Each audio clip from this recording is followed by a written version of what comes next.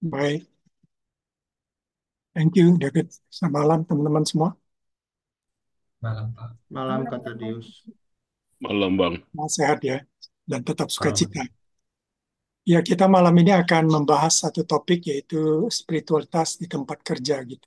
Itu yang kita akan bahas. Saya akan coba share screen. Hmm,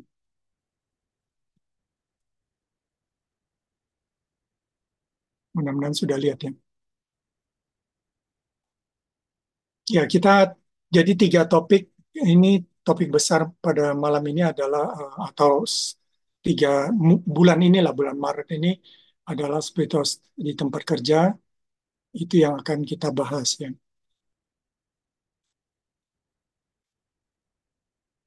Sebagai alumni, apakah spiritualitas kita hanya untuk pelayanan di gereja atau di PHK? Ya, apakah cuman selama ini kita melihat pelayanan gereja, kita perlu spiritualitas, PHK perlu, mungkin kehidupan keluarga, pernikahan juga perlu, tapi bagaimana di tempat kerja? Ya, sebagian, kebanyakan atau banyak orang Kristen, mudah-mudahan bukan di alumni ya, tapi banyak orang Kristen merasa spiritualitas Kristen tidak bisa diaplikasikan di tempat kerja. Jadi, kalau di gereja sih bisa, tapi tempat kerja nggak mungkin gitu, rasanya nggak bisa. Apakah benar demikian gitu? Bagaimana dengan Daniel dan Yusuf?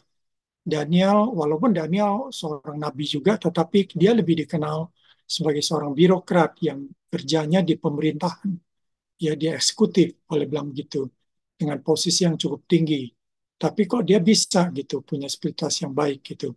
Yusuf juga sama, dia bahkan menjadi seorang penguasa, terjemahannya macam-macam ya, ada yang governor, di Indonesia bahasa Indonesia pakai penguasa gitu. Tapi dia punya spiritualitas yang bagus gitu. Jadi kenapa kita tidak bisa gitu? Kenapa supaya anak-anak Tuhan kita meninggalkan spiritualitas kita kalau di kantor kita jadi ikut-ikutan minum minuman keras, rokok atau segala macam gitu ya. Kita merasa bahwa ya spiritualitas Kristen itu hanya di gereja atau di persekutuan saja. Apakah seperti itu? Itu yang kita mau bahas ya. Jadi bagaimana spiritualitas di tempat kerja. Nah, di GCLC bulan ini kita akan bahas dari dua tokoh.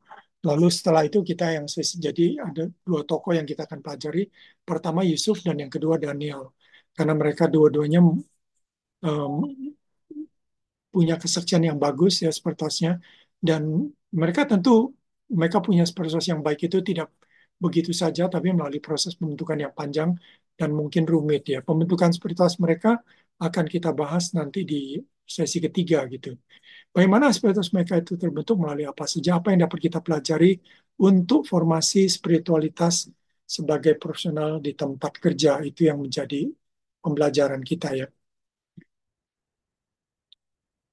Nah, agenda kita 12 Maret ini sebatas Yusuf ya dan kesuksesan karir, dan 19 Maret spiritualitas Daniel dan kesaksian karirnya, dan 26 Maret formasi spiritualitas yang tangguh di tempat kerja, itu yang akan kita pelajari dalam tiga sesi ini, 3 minggu ini. Pertama kita akan lihat spiritualitas Yusuf dan kesuksesan karirnya. Nah, pengertian seperti kita akan lihat ada berapa tusarnya ya, ada tujuannya untuk sesi ini. Yang pertama pengertian spiritualitas secara umum. Lalu dari mana kita lihat spiritualitas Yusuf di tempat kerja, apa berkat dari spiritualitas Yusuf bagi dirinya, keluarga, umat, dan negara. Apa yang bisa kita pelajari spiritualitas Yusuf untuk diterapkan dalam hidup kita. Kira-kira itulah yang kita akan bahas malam ini gitu. Spiritualitas Kristen bukan sekedar praktek keagamaan. Jadi kalau praktek keagamaan biasanya ritual berdoa, baca firman, ke gereja, ibadah, melayani, kasih persembahan, itu praktek keagamaan ya. Kalau orang Muslim mereka sekarang lagi puasa, ya mereka berpuasa. Apakah apakah hanya itu gitu? Tapi juga merupakan cara untuk bertumbuh secara rohani dalam persekutuan dengan Kristus. Jadi ini menjadi esensi ya. Jadi kita mesti paham bahwa ada dua macam, ada praktek keagamaan. Kalau ke gereja itu bisa kita pahami praktek keagamaan, tapi juga bisa cara untuk bertumbuh. Ya, jadi ada dua kemungkinan, tergantung motivasi kita, tergantung bagaimana kita menyikapi kita berdoa gitu. Ada orang yang berdoa hanya sebagai praktek keagamaan, tapi dia nggak punya relasi dengan Tuhan. Itu hanya praktek keagamaan. Baca firman hanya karena praktek keagamaan dia harus baca firman, tapi dia tidak punya relasi dengan Tuhan. Dia nggak mengerti firman-Nya, firman masuk begitu kata Yesus seperti penabur menaburkan biji jatuh di pinggir jalan lalu dimakan oleh burung hilang begitu. Jadi banyak orang yang membaca praktek keagamaan hanya membaca tapi tidak sampai dia mempunyai hati yang baik yang menerima firman itu dan melakukannya firman itu sehingga berbuah banyak gitu. Ke gereja pun hanya praktek keagamaan juga bisa. Saya cuma gereja sebagai orang Kristen, sebagai saya gereja orang Muslim ke masjid misalnya, orang Konghucu dia pergi ke apa kelenteng misalnya. Orang orang Hindu dia pergi um, ke tempelnya ya ke tempat jadi tempat-tempat pemujaan mereka. Itu dari segi praktek keagamaan ya itu salah satu. Jadi pengertian spiritual yaitu relasi dengan Tuhan ya. Ini jadi saya buatkan sederhana sajalah. Ya, spiritualitas itu esensinya adalah relasi dengan Tuhan itu yang paling utama itu. Jadi kalau nggak ada relasi dengan Tuhan, spiritualitas itu nggak ada apa-apanya gitu. Karena kita ini makhluk rohani, tapi roh kita itu datangnya dari Tuhan. Jadi waktu kalau kita baca di Kejadian, kita lihat bahwa Allah pertama membuat manusia dari debu tanah, dari tanah diambil untuk membuat tubuh manusia, tapi itu belum jadi manusia. Baru dia menghembuskan nafasnya, dia menghembuskan nafasnya bahasa Ibrani nefas ya, mirip seperti bahasa Indonesia jadi nafas. Nefasnya itu dia hembuskan atau kalau bahasa Greek pneumanya ya rohnya dia hembuskan gitu lalu barulah manusia itu hidup. Nah waktu nafas kita habis matilah kita, waktu nyawa kita habis mati, jadi tubuh kita mati, tubuh kita hidup karena ada nafas ada nyawa, itu yang membuat kita hidup gitu. Dan nafas itu adalah roh, nafas ya, jadi kata pneuma kata nefas roh.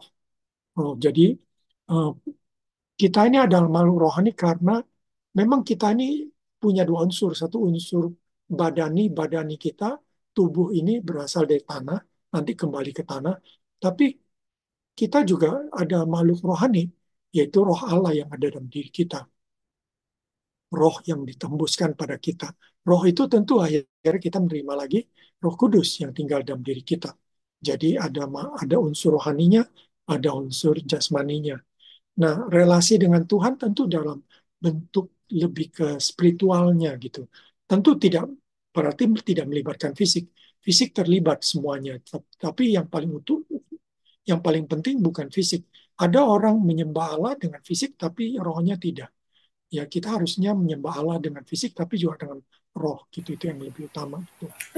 Pengertian spiritual yaitu relasi dengan Tuhan yang diwujudkan dalam doa, iman, takut, hormat akan Allah, maupun mengalami mengampuni, diampuni, ketaatan Tuhan, ketaatan pada Tuhan, kerja rajin dan jujur, tidak berbuat fasik, berbuat jahat, mengasihi Tuhan dan sesama, itu wujud-wujud dari spiritualitas kita. Jadi karena kita sudah punya relasi dengan Tuhan, maka kita berdoa. Itu wujud spiritualitas. Tapi relasi ini kan terputus. Waktu Adam dan Hawa berbuat dosa, relasi dengan Tuhan itu putus. Maka dibilang mati secara rohani, mati karena kita tidak tidak punya persekutuan dengan Allah. Tapi Yesus mati di kayu salib untuk memulihkan kembali relasi kita dengan Tuhan. Tirai yang tebal yang memisahkan ruang Maha Kudus dengan ruang kudus sebagai simbol tadinya terpisah antara kita yang berdosa dengan Allah yang Maha Suci, itu terbelah dua setelah Yesus mati. Penebusan Yesus membuat manusia dengan iman bisa kembali berelasi kepada Allah. Jadi kita sekarang berelasi pada Allah dan kita wujudkan dalam bentuk doa, dalam bentuk beriman, dalam bentuk kita baca firman Tuhan dan seterusnya. Itu wujud dari spiritualitas kita gitu ya. Itu pengertian spiritualitas yang lebih yang sederhana aja yang saya akan. Nah, seperti yang tadi kita katakan, malam ini kita akan belajar dari Yusuf ya, salah satu tokoh tentang spiritualitas dia, karena dia kerja seperti kebanyakan para alumni kerja di sekuler, kerja di bukan di gereja, kerja bukan full timer, tapi dia seorang yang bekerja sebagai birokrat, bahkan ya kan dia bekerja gitu. Bagaimana spiritualitas dia ini yang kita perlu belajar. Tapi tentu Yusuf tidak hanya langsung jadi birokrat, dia pernah jadi budak, dia juga pernah di penjara dan seterusnya gitu. Nah, sedikit latar belakang, dia lahir di Haran atau pada Aram ya, daerah Mesopotamia. Lalu orang tuanya Yakub dan Rahel, dan dia anak pertama dari Rahel. Setelah Rahel menikah tapi nggak punya anak cukup lama, tapi akhirnya punya anak. Jadi Yusuf lahir di eh, masa tuanya Yakub, ya maupun mungkin Rahel juga, mungkin tapi Yakub yang lebih tua. Lalu nama Yusuf berarti kiranya ditambahkannya Allah lagi anak lelaki tentunya ya. Jadi jadi mungkin si Yakub menamakan dia Yusuf karena Tuhan tambahkan lagi seorang lelaki buat Yakub gitu, nama Yusuf. Jadi saudaranya ada satu saudara kandung yaitu Benyamin adiknya, dan ada 10 abang tirinya, kakak-kakak tirinya, kakak laki ya. Ada saudara-saudara perempuan minimal satu yang tercatat yaitu Dina. Ya, tapi kita nggak akan bahas itu. Lalu keluarganya migrasi ke Kanaan, ya ke Kanaan pada waktu, jadi dari Haran ke Kanaan itu pada waktu dia berumur 6 tahun gitu. Ya, lalu berumur 17 tahun dia diperkenalkan kepada kita sebagai pembaca Alkitab ya. Jadi di Kejadian 37 ayat 2 ditulis bahwa Yusuf ya, tentang Yusuf berumur 17 tahun. Jadi di situ baru. Jadi 1 sampai 16 tahun tuh nggak ada tulisan tentang dia. Jadi kita nggak tahu bagaimana tentang dia 1 19. Tapi waktu umur 17 baru kita mulai tahu tentang dia gitu. Nah, Yusuf pertama dia bekerja di rumah, saudara. Ya, dia bekerja di rumah sebagai apa? Sebagai gembala. Di Kejadian 37 ayat 2, dia menjadi gembala bersama kakak-kakaknya. Tentu kakaknya gembala yang utama, gembala yang senior, dia gembala junior. Dia mungkin yang menggembalakan peternakan yang ada dekat rumah kali. Kalau kakaknya, kalau kakaknya tuh yang membawa peternakan ke tempat-tempat lain untuk cari makanan gitu. Tapi yang mungkin peternakan di rumah lebih banyak dikerjakan oleh Yusuf karena dia masih muda, ya masih kecil.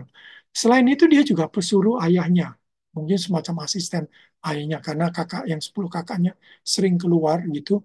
Jadi hanya dia sama ayahnya. Jadi kalau ayahnya butuh apa-apa selalu suruh suruh si Yusuf ya.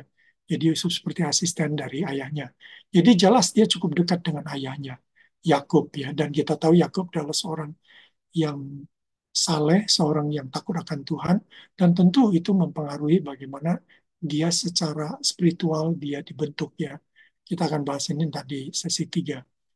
Dan dia jadi pribadi yang disayangi ayahnya karena ditulis dengan jelas di Alkitab karena dia dapat siapa di Yusuf ini pada waktu masa tuanya. Karena memang Yakub tentu lebih mengharapkan anak dari Rahel karena sebenarnya istri yang dia cinta itu Rahel, yang Leah itu dia dipaksa untuk nikah gitu, dipaksa untuk nikah padahal dia nggak mengasihi Leah gitu, dia mengasihi Rahel gitu. Sehingga dia menganggap mungkin anaknya yang sepertinya yang dia inginnya, yang dia cintai, yaitu si Yusuf ini. Tapi menarik juga bahwa dia juga sangat dikasih oleh Allah gitu. Sampai Allah memberikan 2 mimpi ya pada dia, dan mimpinya bahwa saudara-saudaranya bahkan orang tuanya akan bersujud di hadapan dia. Dengan kata lain, dia akan ditinggikan. Dia akan jadi pemimpin dalam keluarga, gitu kurang lebih seperti itu. Walaupun dia anak ke-11, tapi dia jadi pemimpin gitu. Dan 2 kali mimpi itu, kata 2 kali itu nanti muncul lagi. Waktu Yusuf menafsirkan mimpi Firaun, dia bilang bahwa Tuanku mimpi 2 kali. 2 kali itu karena Tuhan mau memberitahu bahwa apa yang dia sampaikan oleh Tuhan Allah kepada Firaun 2 kali itu artinya Tuhan akan lakukan. Tuhan akan lakukan. Jadi tidak sekedar mimpi-mimpi indah, tapi suatu mimpi atau dengan kata lain itu adalah rencana Allah yang akan Tuhan genapi, yang akan Tuhan lakukan. Jadi itu pasti akan terjadi. Demikian juga Yusuf, dia dapat 2 kali mimpi yang kurang lebih sama, dengan kata lain Tuhan akan genapi rencana mimpi itu, bahwa apa yang Tuhan beritahu kepada dia bahwa dia akan jadi pemimpin itu akan terjadi gitu, karena 2 kali dia mimpi, dan dia peka dan hargai akan kehendak Tuhan bagi hidupnya. Jadi nggak semua orang, saya rasa ya nggak semua orang peka akan apa yang Tuhan sampaikan kepada dia. Jadi kalau ada satu ayat yang menarik ya, nanti saya juga udah siapkan di belakang, bahwa Tuhan hanya karena tidak kepada semua orang, katanya Tuhan memberikan kasih karunia. Jadi waktu menafsirkan parable, perumpamaan, murid-muridnya tanya, kenapa engkau memberikan dalam bentuk parable? Ya lalu Tuhan bilang, apa? Karena ada orang yang mendengar, tapi mereka tidak. Ada orang yang ada orang yang mendengar parable dia, tapi nggak mau bertanya gitu. Tapi murid-muridnya bertanya. Murid-murid bilang, Tuhan kasih tahu dong apa arti mimpi itu. Yang lain mendengar tapi nggak bertanya. Jadi orang banyak yang mendengar mimpinya cuma ngangguk-ngangguk dan bilang, wah bagus sekali mimpinya. Tapi nggak bertanya apa artinya. Hanya muridnya yang datang kepada guru, pada Yesus, dan bertanya, Rabi, apa sih arti dari mimpi itu? Nah, lalu Yesus bilang bahwa tidak kepada semua, ya walaupun itu karunia, tapi tidak pada semua diberikan. Hanya kepada orang-orang yang menghargainya. Jadi kalau orang nggak menghargai itu, Tuhan tidak akan beritahu gitu. Tapi bagi orang yang menghargai, baru Tuhan beritahu. Jadi ingat juga kata-kata Tuhan Yesus yang berkata, jangan membuang mutiara kepada anjing. Anjing nggak menghargai mutiara, dia akan injek-injek. Juga jangan membuang barang kudus, sorry, mungkin jangan membuang barang kudus pada anjing. Ya mungkin karena orang zaman dulu menganggap anjing ini najis karena muslim sekarang ya. Jadi barang kudus, lawannya najis. Lalu jangan buang mutiara yang berharga kepada babi. Babi juga nggak menghargainya, diinjek-injek sama babi. Ya, demikian juga prinsip itu adalah Tuhan seperti mau mengatakan, walaupun keselamatan itu anugerah, tapi Tuhan tidak memberikan keselamatan pada semua orang. Tuhan hanya memberi kepada orang yang menghargainya. Orang yang mau menghargai firman Tuhan, keselamatan, kebenaran Tuhan, rencana Tuhan. Hanya Tuhan bukakan kepada orang yang mau menghargainya. Orang yang tahu bahwa ini berharga. Ya, jadi kita lihat antara Esau sama Yakub. Yakub hak kesulungan, Esau hak kesulungan dia tidak menghargainya. Jadi um, waktu Esau membutuhkan kacang merah ya, lalu mungkin Yakub iseng aja, boleh tapi kasih hak kesulungan. Dengan gampang Esau bilang, ya silakan ambil hak kesulungan. Tapi setelah itu baru Esau menyadari bahwa hak kesulungan itu berharga. Yakub akhirnya sudah ambil hak kesulungan. Yakub menghargai hal-hal yang kudus, hal-hal yang mulia, tapi Esau tidak, ya. Maka dia bilang Esau bernafsu rendah. Jadi artinya dia taste-nya itu rendah, itu. Dia nggak punya taste yang bagus. Nah, Yakub punya harga yang bagus. Nah, demikian juga si Yusuf, dari 12 anaknya Yakub, memang Benyamin dia masih kecil sehingga belum belum terhitung, tapi Yusuf ini yang agak beda. Dia itu menghargai gitu. Karena dia menghargai Tuhan dan seterusnya, maka Tuhan memberikan mimpi itu kepadanya. Kok nggak diberi mimpi kepada ayahnya atau anak? Kalau pada ayahnya udah ya, dulu dia dapat, Yakub pernah dapat mimpi tentang tangga, tentang macam-macam. Tapi kepada yang saudaranya enggak. Lalu kita tahu cerita bagaimana ia dibenci. Oh ya, gambar tadi saudara udah tahu ya. Kenapa saya ambil gambar yang tadi sebelumnya itu, karena Yakub itu gambar yang cukup cukup itu ya, cukup terkenal karena bajunya yang bagus ini, yang warna-warni katanya, colorful nih warnanya ya. Jadi karena baju yang, jadi ayahnya sayang sama dia bikin baju yang begitu berwarna-warni, lalu saudara-saudaranya sangat iri hati sama dia, ya jadi iri hati dan tidak suka padanya gitu.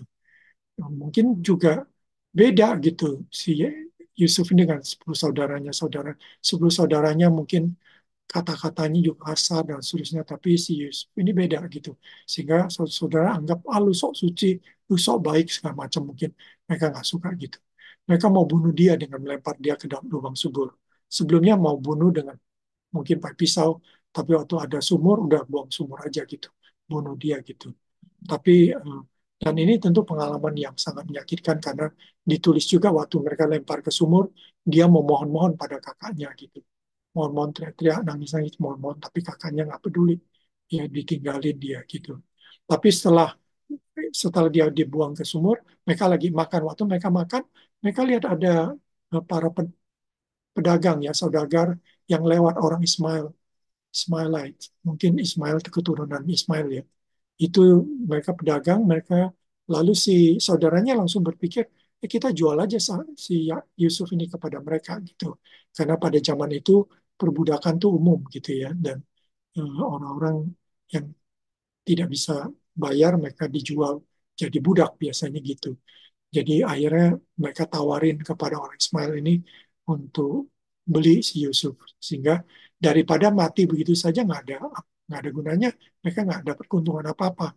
Tapi dengan jual gitu mereka dapat keuntungan, mereka jual gitu. Jadi ini mereka mendapat ide yang lebih baik sepertinya menjual dia menjadi budak. Lalu ya dibawa ke Mesir untuk dijual budak. Ini suatu perjalanan yang mengubah hidupnya, saudara. Jadi perjalanan ke Mesir itu yang menurut banyak orang itu mengubah hidupnya. Bayangkan dia baru umur 17 tahun dan harus menempuh perjalanan yang cukup jauh, saudara. Dan zaman itu nggak ada kereta, nggak ada pesawat, nggak ada mobil, bahkan ya, nggak ada motor.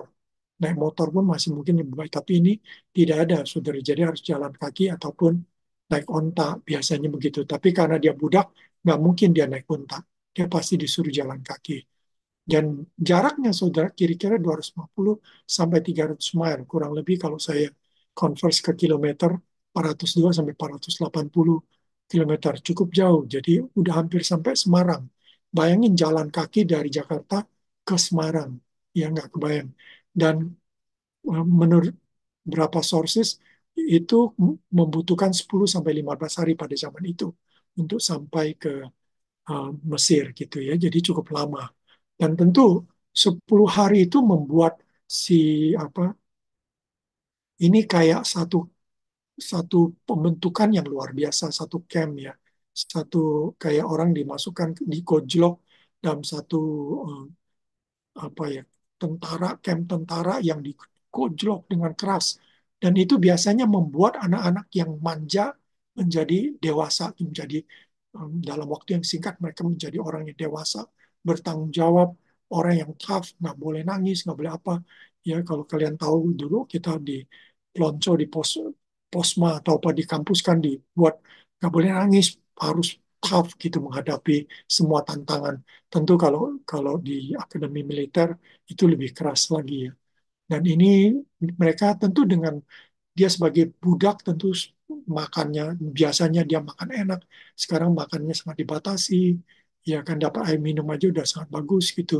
Cukup berat apa yang dia hadapi selama 10 hari itu nggak kebayang. Mungkin awal-awal dia cukup sedih ya dengan apa yang dialami, tapi akhirnya dia harus lewati juga semua itu gitu. Ya, lalu dia bekerja di rumah Potifar sebagai seorang budak ya.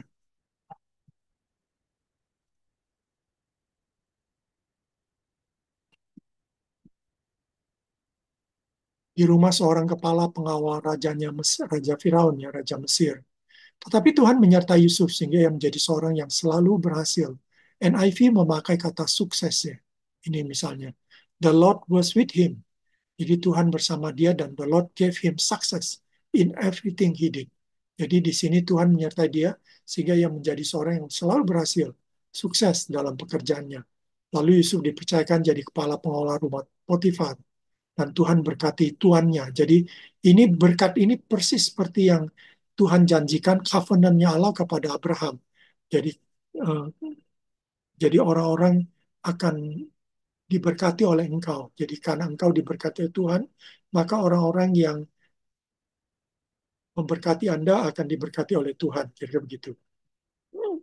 Jadi, nah Potifar karena baik sama si Yusuf, Tuhan berkati Potifar, keluarga bahkan ladangnya diberkati oleh Tuhan gitu. Itu luar biasa ya.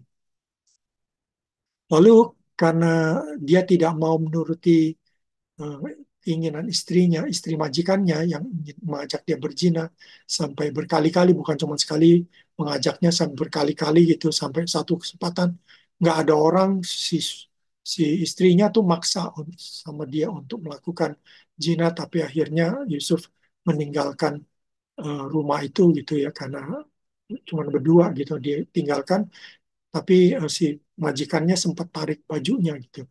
Dan karena bajunya itulah akhirnya dia menfitnahi Yusuf. Dia bilang, Yusuf orang Ibrani yang dibawa ke sini ini, dia mau merendahkan dia gitu. Dia mau seolah-olah memperkosanya dan seterusnya. Sehingga waktu didengar majikannya marah lalu memasukkan Yusuf ke penjara gitu kira-kira. Tapi Tuhan menyertai sehingga ia dapat kepercayaan bekerja menjadi pengurus penjara. Ya, jadi sekarang dia jadi pengurus penjara atau asisten sipir penjara gitu. Dan Tuhan membuat dia selalu berhasil dalam kerjanya. Ya, jadi dia menjadi berkat gitu di tempat itu. Blessed to be blessing.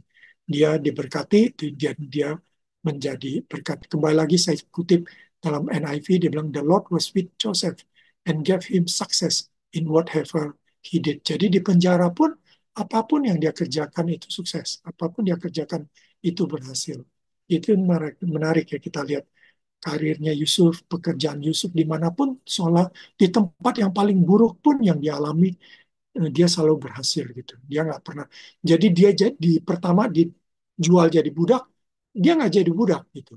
Tapi dia bahkan menjadi kepala rumah tangganya. Jadi kayak manajer rumah, kayak kepala rumah tangga, kepala pengelola rumah tangganya majikannya gitu. Posisi yang cukup tinggi.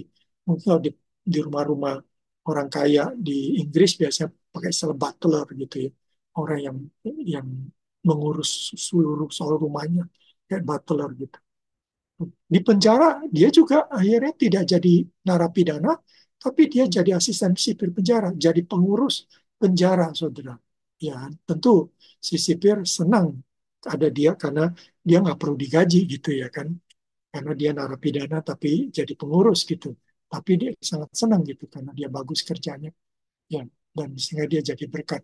Dan di penjara inilah dia bertemu dengan dua orang, salah satu juru minum raja dan salah satu kepala juru roti raja. Dan kedua orang itu dipenjarakan karena kesalahan yang diperbuat, dan tuannya dua-duanya sebenarnya yang yang salah tentu tidak dua-duanya, tapi karena Raja Firaun tidak tahu yang mana yang salah, dua-duanya dimasukkan dalam penjara dan dua-duanya akhirnya satu malam mimpi gitu, dan mimpi bangun mimpi mereka cerita tapi mereka nggak tahu apa maksudnya gitu, sehingga mereka cukup susah karena mimpi itu.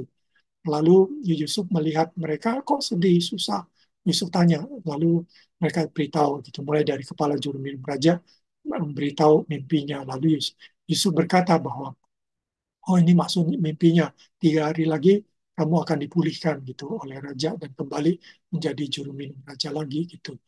Kepala juru roti melihat bahwa tafsirannya begitu bagus, dia juga cerita kepada Yusuf tentang mimpinya, tapi dia agak buruk gitu ya. Dia bilang bahwa 3 hari lagi kamu juga akan dipulihkan oleh raja, tapi setelah itu raja akan menggantung kamu gitu. Dan benar terjadi setelah 3 hari, um, kedua orang ini satu dipulihkan kembali jadi juru minum raja dan yang satu lagi digantung gitu. Dia udah berkata pada juru minum raja bahwa kalau kamu udah dipulihkan ya dan itu pasti udah dipulihkan maka jangan lupa aku gitu. Tapi ternyata orang ini lupa. Tapi yang lupa seperti ini kadang-kadang tidak lepas dari campur tangan Tuhan. Karena nanti Tuhan setelah 2 tahun baru Tuhan. Jadi timingnya Tuhan belum datang. Karena itu Tuhan bisa bikin orang itu lupa. Jadi kalau ada orang lupa dan Tuhan tidak ingatkan berarti belum timingnya Tuhan gitu. Jadi ada timingnya Tuhan yang perlu kita pelajari gitu. Nah, teman-teman, ya, mungkin satu hal yang nanti kita bahas lagi deh. Yang Yusuf di istana sekarang ya, setelah dia menafsir. Jadi setelah itu, setelah 2 tahun, Firaun sekarang yang mimpi. Dan tidak ada yang bisa menafsirkan mimpinya. Sampai Firaun akan membunuh semua orang-orang bijak yang ada di Mesir. Dan didengar oleh Yusuf. Lalu Yusuf, oh sorry, bukan ya. Cerita ini agak beda sama yang Daniel. Daniel yang mungkin um, Daniel yang dengar dari Aryo ya. Tapi kalau Yusuf beda. Yusuf itu setelah 2 tahun itu Raja Firaun mimpi, lalu semua tidak ada bisa menjawab. Lalu si juru minum raja ini yang ingat, dia langsung ingat. Jadi kalau udah timingnya Tuhan, udah waktunya Tuhan, Tuhan langsung beri dia untuk mengingat. Dan dia ingat waktu dia di penjara ada seorang Yahudi, orang Ibrani yang menafsirkan mimpi dia dan benar itu terjadi. Lalu dia beritahu pada Raja Firaun bahwa di penjara ada satu orang yang bisa menafsirkan mimpi gitu. Dia orang Ibrani. Lalu Firaun karena frustasi, Firaun nggak tahu apa mimpinya dan dia cukup cukup gelisah dan takut dengan mimpinya karena mimpi yang kedua terutama itu sangat menakutkan gitu. Sehingga akhirnya eh, Yusuf dipanggil. Setelah Yusuf dipanggil, maka Yusuf beritahu bahwa ah, memang Firaun bilang, saya dengar kamu bisa menafsirkan mimpi. Tapi Yusuf mengatakan, bukan saya, tapi Allah. Allah yang bisa menafsir, Allah yang bisa memberikan tafsiran mimpi, tafsiran kesejahteraan pada raja. Dia bilang begitu ya kan. Jadi di dalam itu dia sangat bersaksi tentang Allah. Lalu dia menafsirkan mimpi raja dan kita tahu dua mimpi itu, satu mimpi tentang kerbau atau lembu yang gemuk ya kan dan seterusnya, itu adalah mimpi kelimpahan 7 tahun, ada 7 berarti 7 tahun, 7 tahun kelimpahan, panennya selalu berlimpah. Tapi setelah itu muncul 7 yang apa namanya yang kurus gitu, lembu yang kurus sekali, dan 7 yang kurus itu ada 7 lagi, dia makan semua yang gemuk itu, termasuk juga ada lagi mimpi yang tentang gandum-gandum, gandum yang gemuk, lalu gandum kurus, dan gandum yang kurus kering ini makan gandum yang gemuk. Jadi dua-duanya itu, jadi akhirnya diberitahu 7 tahun kelimpahan, tapi muncul setelah itu 7 tahun kemarau, 7 tahun akan kelaparan, kekurangan makanan, dan 7 tahun ini akan menghabiskan 7 tahun yang limpah itu, ya kan. Jadi karena itu ini tentu berbahaya gitu ya kalau nggak dijaga dengan baik. Jadi lalu si Firaun ceritalah bahwa em, dengan mimpi itu, dan Tuhan seperti memberikan plan kepada hikmat pada dia untuk bilang kepada Raja Firaun, carilah orang yang akan mengelola 7 tahun kelimpahan, supaya 7 tahun kelimpahan itu harus di apa ya, disimpan semua hasil panen untuk 7 tahun kelaparan, supaya 7 tahun kelaparan jangan sampai akhirnya nggak cukup makanan. Jadi dalam 7 tahun kelimpahan jangan dihamburkan, tapi disimpan, dibuat lumbung-lumbung, dibuat tempat penyimpanan makanan, gandum, semuanya disimpan dengan baik supaya bisa um, dipakai untuk pada 7 tahun masa kemarau, masa kelaparan itu, kurang lebih seperti itu. Lalu Firaun melihat bahwa dia begitu bijaksana. Firaun berkata pada orang-orang di Mesir bahwa ada lagi nggak orang yang bijaksana dia? Nggak ada. Kalau gitu kita angkat dia lah untuk jadi penguasa. Lalu dia menjadi penguasa Mesir untuk mengeksekusi rencana yang dia usulkan. Jadi yang dia usulkan, Firaun serahkan pada dia. Sekarang kamu eksekusi aja apa yang kamu usulkan itu. Jadi itu di Kejadian 41, 37, 44. Dan dia menjadi penguasa Mesir di umur 30 tahun. Tercatat di Kejadian 41, 46. Jadi antara 17 tahun pertama dia dibuang, dijual ke Mesir, sampai 30 tahun berarti kurang lebih 13 tahun. Ya baru dia jadi eh, apa, seorang penguasa di Mesir. Dan berapa lama dia jadi penguasa Mesir memang tidak tertulis. Cuman ada yang menafsirkan karena dia sampai melewati 2 masa Firaun. Jadi Firaun yang pertama lalu Firaun kedua itu ya diperkirakan mungkin sekitar 60 sampai 80 tahun. Dia memang hidup sampai 110 tahun. Kalau sampai 110 tahun dia masih hidup 93 tahun, tapi tidak 93 tahun dia jadi penguasa. Setelah dia tua mungkin dia tidak lagi jadi penguasa. Jadi perkiraan sampai umurnya mungkin 70-an, 80-an kali, dia 80 awal kali, atau 70 akhir dia sudah tidak jadi penguasa. Jadi itu diperkirakan 60, 80 tahun, kurang lebih seperti itu ya. Lalu Tuhan Tuhan buat dia berhasil sehingga ia jadi berkat. Yang benar-benar lagi dia tuh blessed to be blessing ya. Dia diberkati untuk jadi berkat bagi banyak orang gitu. Nah ini jadi pengenapan mimpi Yusuf tuh ada dua ya. Pengenapan untuk jadi pemimpin itu sudah terpenuhi waktu dia diangkat jadi penguasa di Mesir. Itu sudah dipenuhi karena dia jadi pemimpin. Tapi mimpi di mana saudara-saudaranya semua akan bersujud di hadapan dia, saudara, seperti di Kejadian 4, 2, 6, 6 dan 9 ini, maka yang 6 tuh dia, saudara-saudara sujud. Kata-kata saudaranya sujud di depan dia tuh berkali-kali. Nggak cuma sekali, kalau kalian baca dari 42, 43, 44, 45, berkali-kali dia sujud. Saudaranya sujud di hadapan dia gitu. Jadi berkali-kali mereka sujud di hadapan dia karena dia penguasa Mesir gitu ya. Jadi jadi setelah 7 tahun masa kelimpahan, datang 7 tahun kemarau, terjadi krisis di wilayah sekitar Mesir, termasuk Kanaan. Jadi yang dekat-dekat daerah Mesir itu Kanaan, terus mungkin ada negara tetangga lainnya, itu semua juga kemarau. Karena itu Yakub setelah setahun kemarau, mungkin 1-2 tahun kemarau, mereka juga udah kesulitan makanan, lalu menyuruh anak-anaknya ke Mesir untuk beli gandum. Itu beli pangan lah untuk mereka. Lalu datanglah mereka dan bersujud di hadapannya karena dia penguasa Mesir gitu. Setelah itu ayahnya juga datang sujud pada dia seperti yang mimpi yang dia itu ya. Jadi apa yang ditetapkan Tuhan itu pasti terjadi sekalipun melalui 20 tahun, 2 tahun. Jadi antara mimpinya sampai sampai dia jadi itu sebenarnya butuh waktu yang cukup panjang gitu ya. Tapi itu terjadi ya, untuk pengenapan janji ini. Nah, yang terakhir dari kisahnya adalah tentang rekonsiliasi. Kita tahu bahwa saudara-saudaranya tuh benci sama dia, dia akan menjual dia. Tapi setelah itu Yusuf, nah menarik saudara kalau kita pelajari di Kejadian 42-44, kita lihat bagaimana Yusuf melakukan drama untuk kakak. Yusuf udah tahu itu kakak-kakaknya, tapi dia nggak langsung beritahu dirinya, siapa dirinya, bahwa dia Yusuf, adiknya ya. Enggak. Tapi dia keras sama mereka, dia bentak-bentak mereka, dia dia apa ya, dia permainkan mereka lah, ya dipermainkan untuk jadi seolah dia bahkan mengatai mereka pengintai, kalian mata-mata mesti dihukum dan seterusnya sampai mereka ketakutan karena mereka cuma mau datang beli gandum kok jadinya mereka dia disangkai atau jadi tersangka mata-mata dan seterusnya.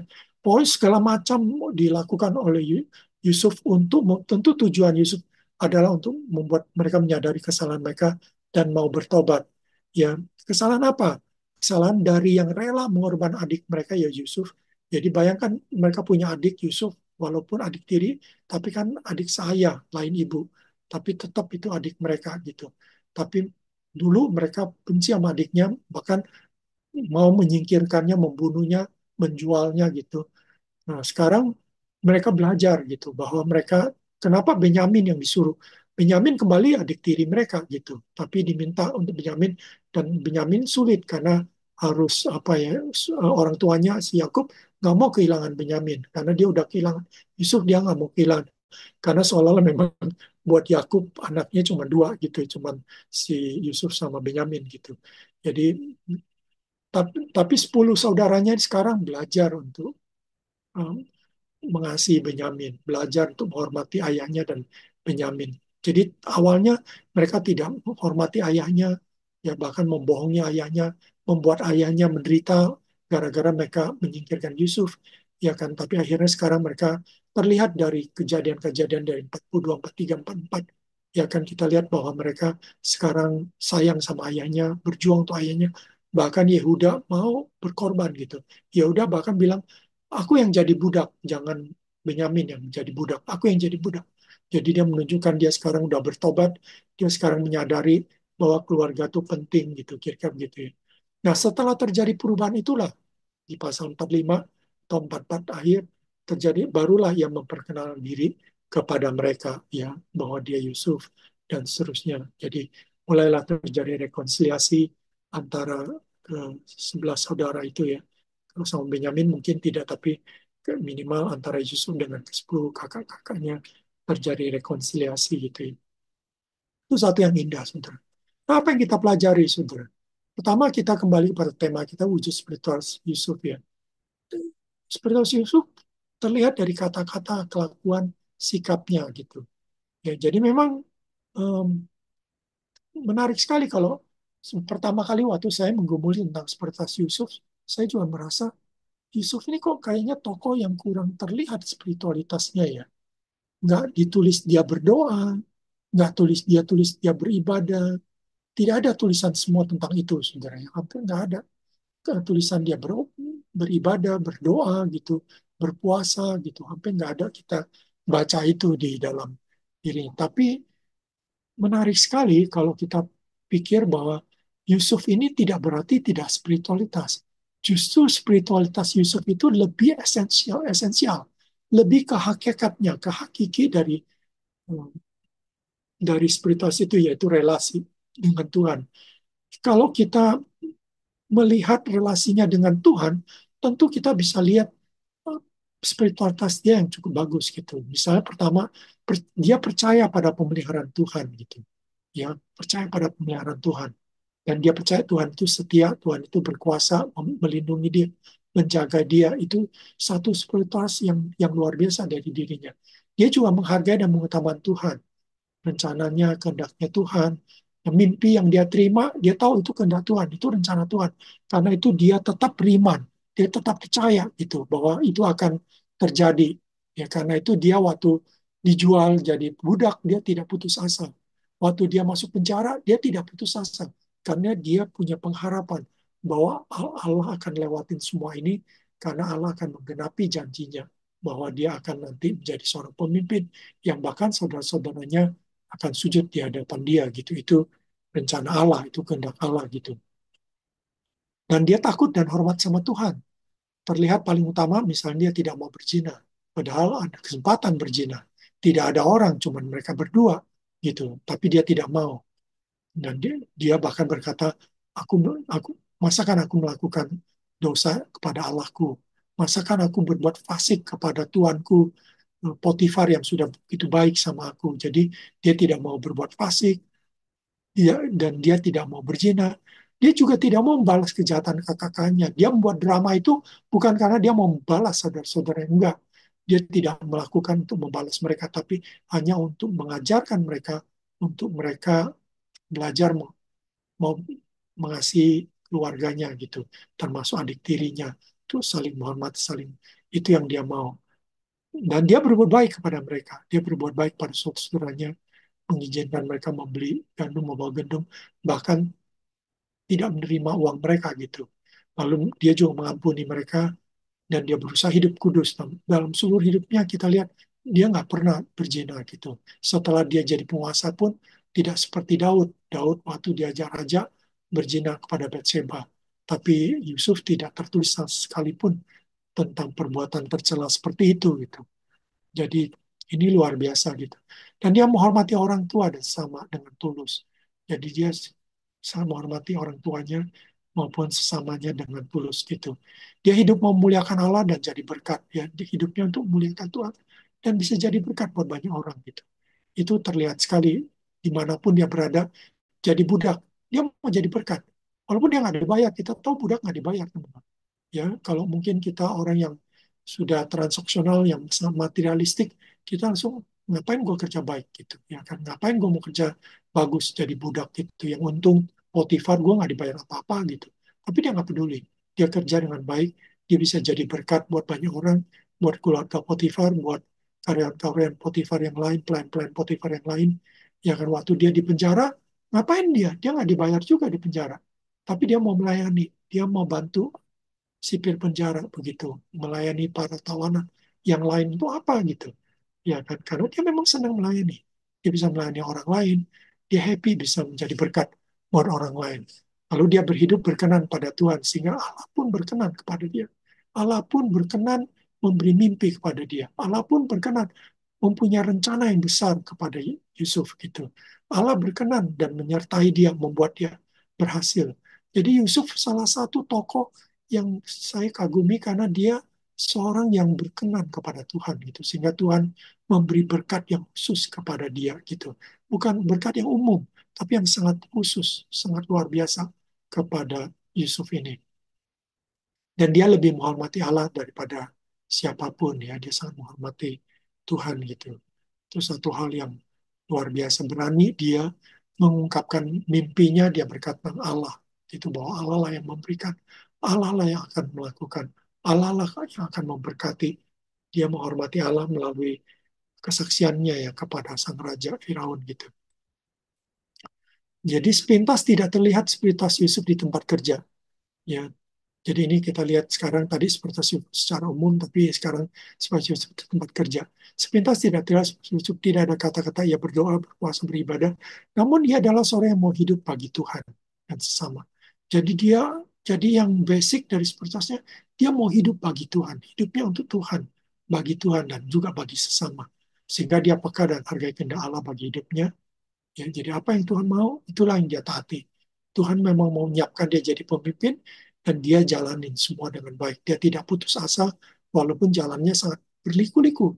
Jalannya harus lewat, jalannya banyak menurun. Dari seorang anak yang disayang orang tua, hidup nyaman di keluarganya, dia harus menjadi budak. Satu posisi yang sangat rendah, yang sangat rendah. Dia turun.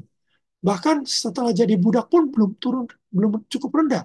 Di akhir turun lebih rendah lagi jadi narapidana. Itu lebih tidak berpengharapan lagi, lebih hopeless lagi kalau sudah jadi narapidana. Ya, tapi dia tidak putus asa. Dia terus berjuang, dia terus bertumbuh, dia terus dia berkembang terus ya, sehingga dia hidupnya bisa menjadi berkat buat orang lain. Dan di rumah, kerja di rumah Potifar ya tidak lupa sama Allah. Kadang-kadang kita kerja, saudara udah enak, nyaman, kita sudah hahihi dengan pelayan yang lain, kita udah lupa sama Tuhan gitu. Tapi dia tidak lupa sama Tuhan. Walaupun mungkin istri Potifarnya itu buat anak muda tentu menarik, saudara. Ada seorang istri majikan mau ajak tidur sama dia, tentu anak-anak muda sekarang mungkin tidak ada yang menolak begitu ya, merasa itu kesempatan yang baik. Tapi Yusuf tidak mau ya, Yusuf tidak eh, menerima ataupun tidak mengalah pada godaan itu. Tapi Yusuf menolak godaan itu. Kenapa dia lupa? Dia tidak lupa sama Tuhan. Dia tahu Allah hadir, Allah ada di tempat rumah Potifar itu, sehingga dia tidak mau berdosa kan terhadap Allah. Sebaliknya dia sangat hormat kepada Allah dan majikannya. Dia hormat pada majikannya Potifar yang udah baik sama dia. Kalau dia tidurin istrinya berarti dia sudah mengkhianati bosnya, majikannya begitu baik. Kalau dia berbuat dosa, dia sudah mengkhianati Allah yang sudah memberi dia kesempatan untuk dipromosi dan dengan posisi yang sangat baik gitu ya kan. Tuhanlah yang membuat dia berhasil. Kalau dia berbuat dosa berarti dia mengkhianati berkat Tuhan yang membuat dia berhasil itu. Di penjara ia tetap semangat bekerja, dia tidak putus asa, dia tidak menjadi murung dan susah, tapi dia tetap semangat bekerja, dia tidak mau meringkuk dalam di dalam terali besinya, dalam ruang-ruang sel penjara, tapi dia menawarkan diri kepada sipir penjara untuk melakukan apa yang dia bisa bantu gitu, untuk dia akan lakukan gitu. Dan dia cerita tentu sama sipir penjara bahwa dia ditangkap karena dia difitnah oleh istri majikannya. Lalu dan tentu penampilannya Yusuf juga tidak memperlihatkan dia seorang penjahat begitu ya, sehingga majikannya juga atau kepala penjara itu mempercayai dia itu. Dan akhirnya dia alami penyertaan Tuhan selama di penjara gitu, Tuhan buat dia berhasil lagi gitu. Dan di penjara dia bertemu dua orang, dan salah satu dari mereka akhirnya mengingat dia dan memberitahu pada Firaun, dan akhirnya dia dipromot ya, jadi seorang penguasa di Mesir karena kebijakan dia, karena dia bisa menyelamatkan Mesir dari krisis pangan yang akan membuat mati rakyatnya karena tidak ada makanan gitu. Jadi di istana dia bekerja sesuai dengan apa yang dibukakan Tuhan melalui mimpi Firaun, bahwa akan ada 7 kelimpahan dan 7 kelaparan. Dan karena itu selama 7 tahun kelimpahan, dia harus membangun lumbung-lumbung yang banyak untuk menyimpan semua makanan selama 7 tahun itu, untuk sebagai stok, sebagai cadang eh, untuk 7 tahun yang kekurangan, 7 tahun yang kemarau panjang itu, sehingga mereka tidak mati gitu. Jadi dia bekerja sesuai apa yang dibukakan Tuhan, jadi dan dia berhasil ya. Nah, di kejadian 50-20 nih satu kata-kata dia yang sangat luar biasa. Bagaimana dia melihat, ya. Bagaimana dia melihat kemalangannya, bagaimana dia melihat keburukan saudara-saudaranya. Jadi seharusnya mungkin dia sangat pahit ya, dia sangat baik, sangat dendam sama saudaranya yang menjual dia, mau membunuh dia, buang dia ke sumur, dan mau menjual dia kepada eh, orang dan akhirnya dijual di Mesir yang menjadi budak gitu. Seharusnya dia marah besar, dia kesal, dia pahit sekali dengan kejadian itu. Tapi dia akhirnya melihat ke belakang setelah dia lewati semua itu, dia sadar bahwa memang waktu Allah bisa pakai yang buruk, saudara. Allah bisa pakai kejahatan dari kakak-kakaknya yang jahat, yang mereka-rekakan yang jahat kepada dia untuk mendatangkan kebaikan gitu. Allah dengan pada saat saudara-saudaranya mereka-reka yang jahat, Allah sedang mereka-reka yang baik kepada dia gitu. Pada waktu pada waktu istri majikan, istri Potifar memfitnah dia, ya kan, kembali lagi istri Potifar ini mereka yang jahat kepada Yusuf dan akhirnya dia dibuang ke penjara jadi narapidana. Pada saat yang bersamaan juga Allah sedang mereka yang baik, yaitu melepaskan Yusuf dari perbudakan. Jadi jangan lupa, saudara, sebelumnya status Yusuf adalah budak. Budak itu seumur hidup biasanya, dia nggak bisa lepas, kecuali di Mesir, di Israel. Kalau di Israel setelah jubilium, setelah 70 tahun, budak dibebaskan. Tapi biasanya udah tua itu, 70 tahun. Ya kan, tinggal sisa masa tua.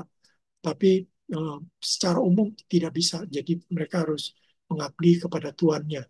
Tapi kejadian dia difitnah itu yang sangat juga sakit, karena dia udah berbuat baik, dia mau berbuat baik kepada majikannya gitu, tidak mengkhianati majikannya, tapi yang dia dapat adalah fitnahan yang membuat dia dimasukkan ke dalam penjara. Tapi kembali lagi, dia bisa melihat bahwa apa yang direka-reka yang jahat oleh manusia, Tuhan berkarya yang baik pada dia. Justru dia dibebaskan dari perbudakan sehingga dia jadi di penjara. Memang di penjara statusnya narapidana, tapi kembali lagi Tuhan baik, Tuhan merubah posisi narapidana menjadi pengurus penjara gitu ya kan, dan akhirnya jadi penguasa Mesir. Jadi inilah dia bilang, memang kamu telah menekarkan yang jahat terhadap aku, tapi Allah menekarkannya untuk kebaikan dengan masuk melakukan seperti yang terjadi sekarang ini, yaitu dia bisa memelihara hidup suatu bangsa yang besar, yaitu bangsa Mesir, dan setelah itu juga orang Israel gitu ya. Dan sebenarnya bukan cuma bangsa Mesir, bangsa tetangga-tetangga yang juga meminta pangan, beli pangan dari dia, itu terselamatkan dari kematian karena kelaparan gitu. Jadi ini satu pekerjaan Tuhan yang luar biasa, boleh dibilang ya. Sangat indah kalau kita pahami. Nah ini dua ayat ini juga bagus saudara. Kenapa saya suka mikir, kenapa ya hmm, si Yusuf ini kok bisa begitu luar biasa gitu ya kan. Saya ingat ayat ini di 2 Tawarik 16 ayat 9a dibilang karena mata Tuhan menjelajah seluruh bumi untuk melimpahkan kuatannya kepada mereka yang bersungguh hati terhadap dia. Ya, bersungguh hati ini dalam bahasa Inggris ada yang devoted, ya devoted, mengabdi itu. Ada yang fully committed, jadi seluruh hidupnya committed, diserahkan kepada Tuhan untuk mengabdi kepada Tuhan. Itu bersungguh hati terhadap dia gitu. Dan Tuhan menjelajah sebumi untuk menimpakan kuatannya kepada mereka. Jadi waktu saya baca ini, saya lihat Yusuf termasuk salah satu seperti ini. Yusuf adalah seorang yang bersungguh hati terhadap Tuhan, yang hidupnya bagi Tuhan, yang hidupnya dedicated pada Tuhan, sehingga Tuhan memberi dia kekuatan. Tuhan memberikan rencana yang besar. Tuhan memberikan dia posisi yang tinggi untuk dia melakukan rencana yang besar gitu ya kan. Ayatnya sangat bagus. Jadi kalau teman-teman ingin dipakai Tuhan ya untuk berdampak yang besar seperti Yusuf, kita harus bersedia bersungguh hati sama Tuhan. Kita mesti hidupnya sepenuh dedicated pada Tuhan, fully committed kepada Tuhan. Itu baru Tuhan bisa pakai kita gitu. Kenapa Tuhan nggak bisa pakai semua orang? Kenapa Tuhan hanya bisa pakai orang-orang tertentu? Karena tidak semua orang mau fully committed pada Tuhan. Tidak semua orang yang mau fully dedicated kepada Tuhan, bersungguh hati terhadap Tuhan. Hanya orang-orang tertentu yang mau seperti Yusuf, saudara. Yang ini ayat yang tadi saya udah bukakan juga, Matius 7:6. Jangan kamu berikan barang kudus kepada anjing, karena anjing nggak menghargai. Dan jangan kamu melempar mutiaramu pada babi, supaya jangan diinjek-injeknya dengan kaki. Lalu ia berbalik mengoyak kamu. Tentu anjing ya, anjing yang jahat, dia bisa mengoyak kita gitu. Jadi kita harus tahu, Allah ini prinsip Tuhan. Tuhan tidak akan memberi yang baik kepada orang yang tidak menghargainya, yang justru akan menyerang balik begitu. Tuhan tidak akan memberi. Tuhan hanya memberi kepada orang-orang yang menghargainya. Kira-kira seperti itu. Nah, berkat spiritual Yusuf, saudara, bagi dirinya dia mengalami pemeliharaan dan penyertaan Tuhan. Bayangin dia harus pergi dari Dotan ratusan hampir 500 kilometer ke Mesir, saudara, tapi Tuhan pelihara. Jadi melewati biasanya perjalanan itu banyak perampok dan seterusnya, saudara. Bisa juga alami sakit dan mati di jalan, itu bisa terjadi itu. Tapi Tuhan pelihara dia melewati itu ya selama 10 hari, 15 hari perjalanan itu. Lalu juga di Mesir, saudara, walaupun dia orang asing di situ, tapi Tuhan pelihara dia ya sampai umurnya 110 tahun itu mengalami penyertaan Tuhan. Di sebagai budak dia mengalami penyertaan Tuhan sehingga dia dipromosi menjadi bukan lagi budak tapi kepala. Posisinya ya bukan budak tapi statusnya tetap budak sih. Tapi posisinya menjadi kepala pengurus rumah tangga. Lalu di penjara pun statusnya masih narapidana secara legal tetapi posisinya adalah pengurus penjara gitu. Ya, jadi karena Tuhan menyertai, Tuhan memberkati, Tuhan yang membuat dia berhasil. Dia hidup damai, sejahtera, sudah terhormat sampai akhir hidupnya. Ya, bahkan Daud pun tidak terhormat dia gitu, tapi dia sangat terhormat gitu. Dia tidak dikuasai oleh nafsu apapun yang merusak hidupnya. Daud sempat dikuasai oleh nafsu zina, sehingga akhir hidupnya cukup sedikit mengalami kerusakan. Karena anaknya kurang menghormati dia, bahkan seorang panglima tidak menghormati dia lagi. Absalom salah satu anaknya bahkan mau membunuh dia, itu Daud. So, tapi Yusuf tidak. Kedua anaknya yaitu Manase dan Efraim cukup bagus, dia menjadi generasi penerus dari Israel dan seterusnya. Dia punya kehidupan yang baik dan jadi kesaksian bagi orang lain. Bagi keluarga, dia jadi teladan berkat buat keluarga, baik keluarga inti maupun keluarga besar. Keluarga besar dia selamatkan mereka dari kelaparan dan bahkan pemulihan keluarga yang tadi tidak utuh, yang yang antara anak saudara tiri tidak utuh dengan saudara tiri yang lain, saudara tapi sekarang menjadi utuh, yaitu anak-anak dari satu ayah walaupun beda ibu tapi menjadi satu, saling menghormati, saling menghargai satu sama lain. Termasuk orang tua pun mereka mulai menghargai, tidak lagi marah sama orang tuanya dan seterusnya. Lalu dalam pekerjaan selalu berhasil dalam pekerjaan, jadi orang yang dipercaya untuk mengelola sebuah negara yang besar dalam menghadapi kelimpahan maupun krisis. Jadi Yusuf lah yang dipercaya menjadi penguasa untuk mengatasi masalah yang akan dihadapi oleh Mesir itu. Jadi dia selalu berhasil di rumah Potifar menjadi kepala rumah tangga, mengelola rumah tangga. Di penjara dia jadi pengurus penjara. Jadi selalu berhasil dalam pekerjaan. Sumber itu luar biasa. Nah, bagi banyak orang dia jadi berkat bagi bangsa Mesir, bagi bangsa-bangsa lain. Dia menjadi berkat bagi banyak orang. Jadi berkat seperti Yusuf luar biasa ya saksiannya. Nah, penerapannya, saudara, kita perlu teladan Yusuf jika kita alami berbagai tantangan dalam pekerjaannya. Kalau kita dalam pekerjaan, bahkan dalam keluarga, kita mengalami berbagai tantangan. Seperti Yusuf di keluarga, dia mengalami pengkhianatan, dia mengalami iri hati dari saudaranya, konflik dengan saudaranya kakak-kakaknya tidak sayang sama dia, tidak lindungi dia, tak bahkan mau jualin dia. Ya, semua tantangan di keluarga, tantangan di pekerjaan juga, dia jadi budak, ya kan, dia jadi narapidana, itu tantangan. Tentu itu semua tantangan di awal. Tapi kita lihat bagaimana Yusuf tidak dikalahkan oleh semua itu. Tapi Yusuf tetap berkembang, bertumbuh, ya tetap flourish, tetap thrive di dalam semua itu gitu. Dia berkembang terus gitu. Jadi ini teladan yang bagus. Saya nggak tahu teman-teman saat ini tantangan apa yang kalian hadapi. Sebagian mungkin hadapi dari teman-teman di kantor yang mungkin iri hati sama Anda, atasan Anda yang tidak suka sama Anda. Banyak mungkin tantangan, tapi seringkali tantangan seperti itu Tuhan juga berkata yang baik untuk Anda. Sehingga Anda tidak perlu kecil hati, Anda tidak perlu susah, yang walaupun Anda tentu sedih, tapi tidak perlu sampai jadi kecil hati, jadi putus asa menghadapi semua tantangan yang Anda hadapi. Bahkan mungkin tantangan dari abang Anda, dari orang tua yang mungkin Anda sangat sakit gitu mengalami tantangan seperti itu. Tapi ingatlah Yusuf, teladanilah Yusuf. Dia tidak pernah dicatat di dalam Alkitab dia itu marah, dia kesel, dia pahit gitu, tidak. Jadi kita lihat Yusuf sepertinya kok bisa melewati semua itu dengan sejahtera, dengan baik, karena dia percaya pada Tuhan. Dia lebih bersandar pada Tuhan, dia nggak bersandar pada kemampuan dia, kepada kebaikan dia.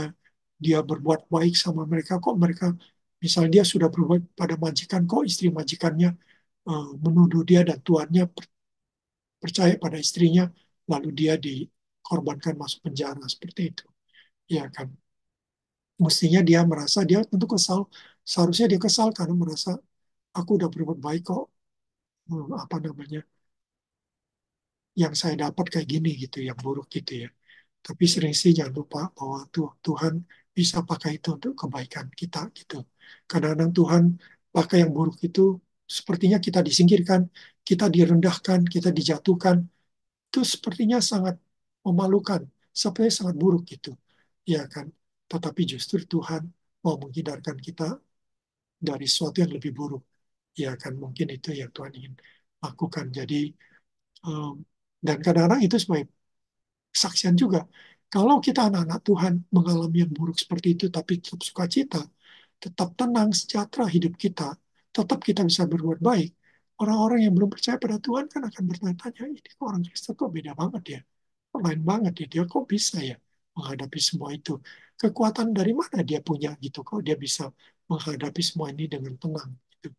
Ya itu jadi satu kesaksian bahkan kalau Anda jadi kalau Anda di kantor semua fine-fine aja, semua lancar-lancar, Anda kesaksian Anda nggak terlalu spesial, biasa-biasa aja. Tapi kalau Anda mengalami himpitan, mengalami tantangan, dibenci, nggak disukai, tapi Anda tetap baik sama mereka, Anda tetap sukacita hidup Anda tetap bekerja baik, itu satu kesaksian yang luar biasa. Jadi kita tetap bersyukur dengan semua yang kita alami. Jadi pengalaman terburuk bisa Tuhan pakai untuk yang baik ya. Spesies utama yaitu jika kita mau hidup bagi Tuhan kita, spesies utama yaitu kita mau utamakan relasi kita dengan Tuhan. Ya, di bagian lain dikatakan kita mau terus melekat hati kita kepada Tuhan. Setiap waktu kita selalu melekat pada Tuhan. Selalu Tuhanlah andalan kita. Tuhanlah pengharapan kita. Tuhanlah kekuatan kita. Tuhanlah sukacita kita. Jadi melekat terus kepada Tuhan gitu.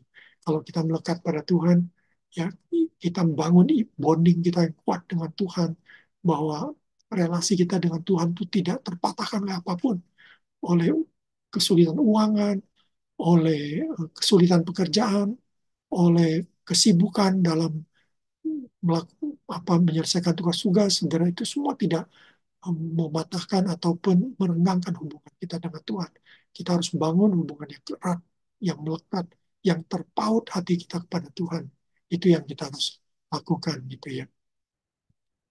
Ya, saya rasa mungkin untuk sementara sebenarnya saya sudah siapkan juga satu teladan yang saya pikir satu bagus ya, yaitu Pak John Parapat. Jadi kalau kita ingat teladan sekarang, orang seperti Yusuf mungkin salah satunya Pak Parapat. Walaupun Parapat beda ya dengan Yusuf dari segi posisi, beda dari banyak hal yang lain, mungkin beda. Tapi beliau juga menarik kalau kita pelajari itu ya. Dia lahir di desa yang sangat terpencil, jadi orang desa yang sangat sederhana.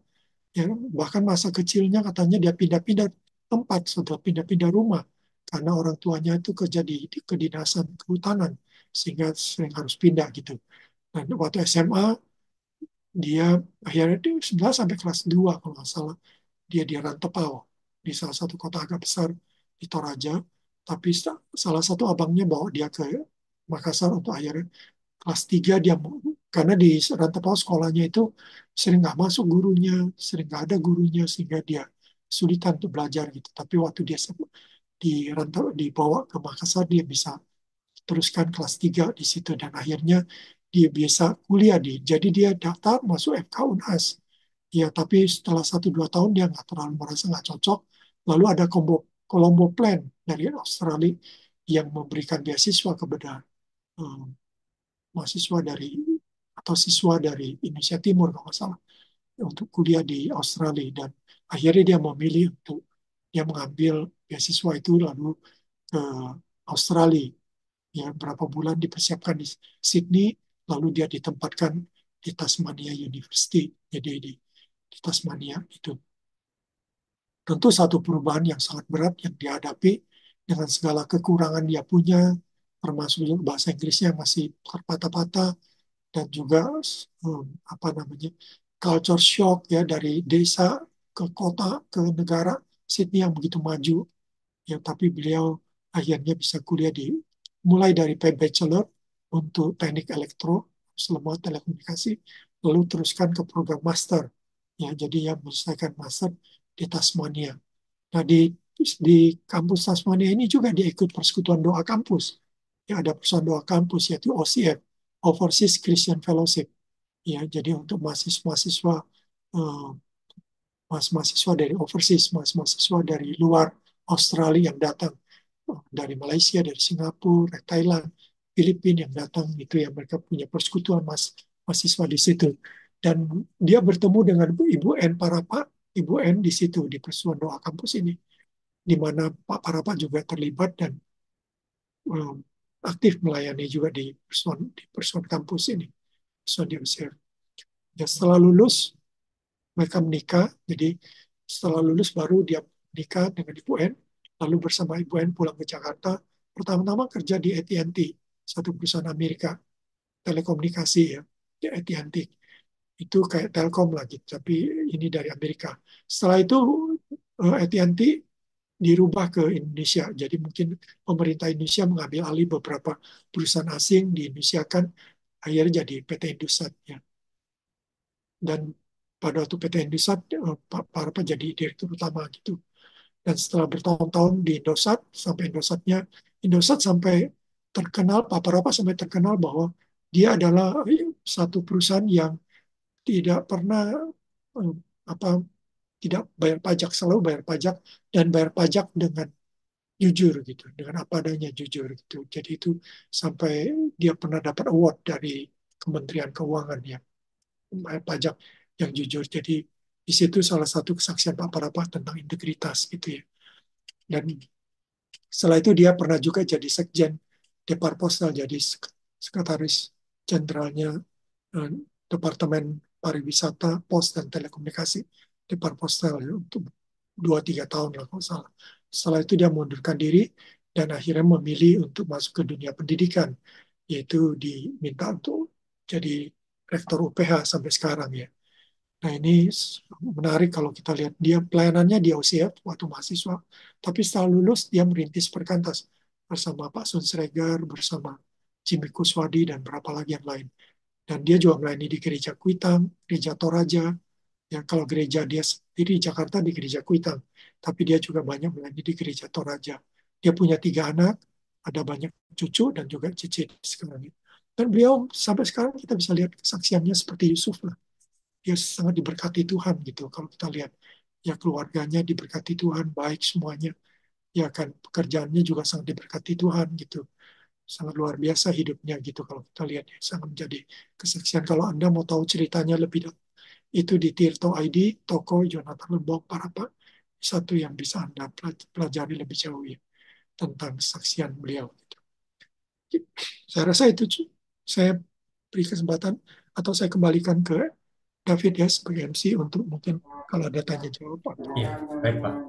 Terima kasih kami ucapkan kepada Pak Tadius yang sudah memberikan materi kepada kita semua. Selanjutnya kita akan buka sesi tanya jawab. Sesi yang pertama, kami berikan kesempatan bagi teman-teman yang ingin bertanya secara langsung, 3 orang, boleh raise hand.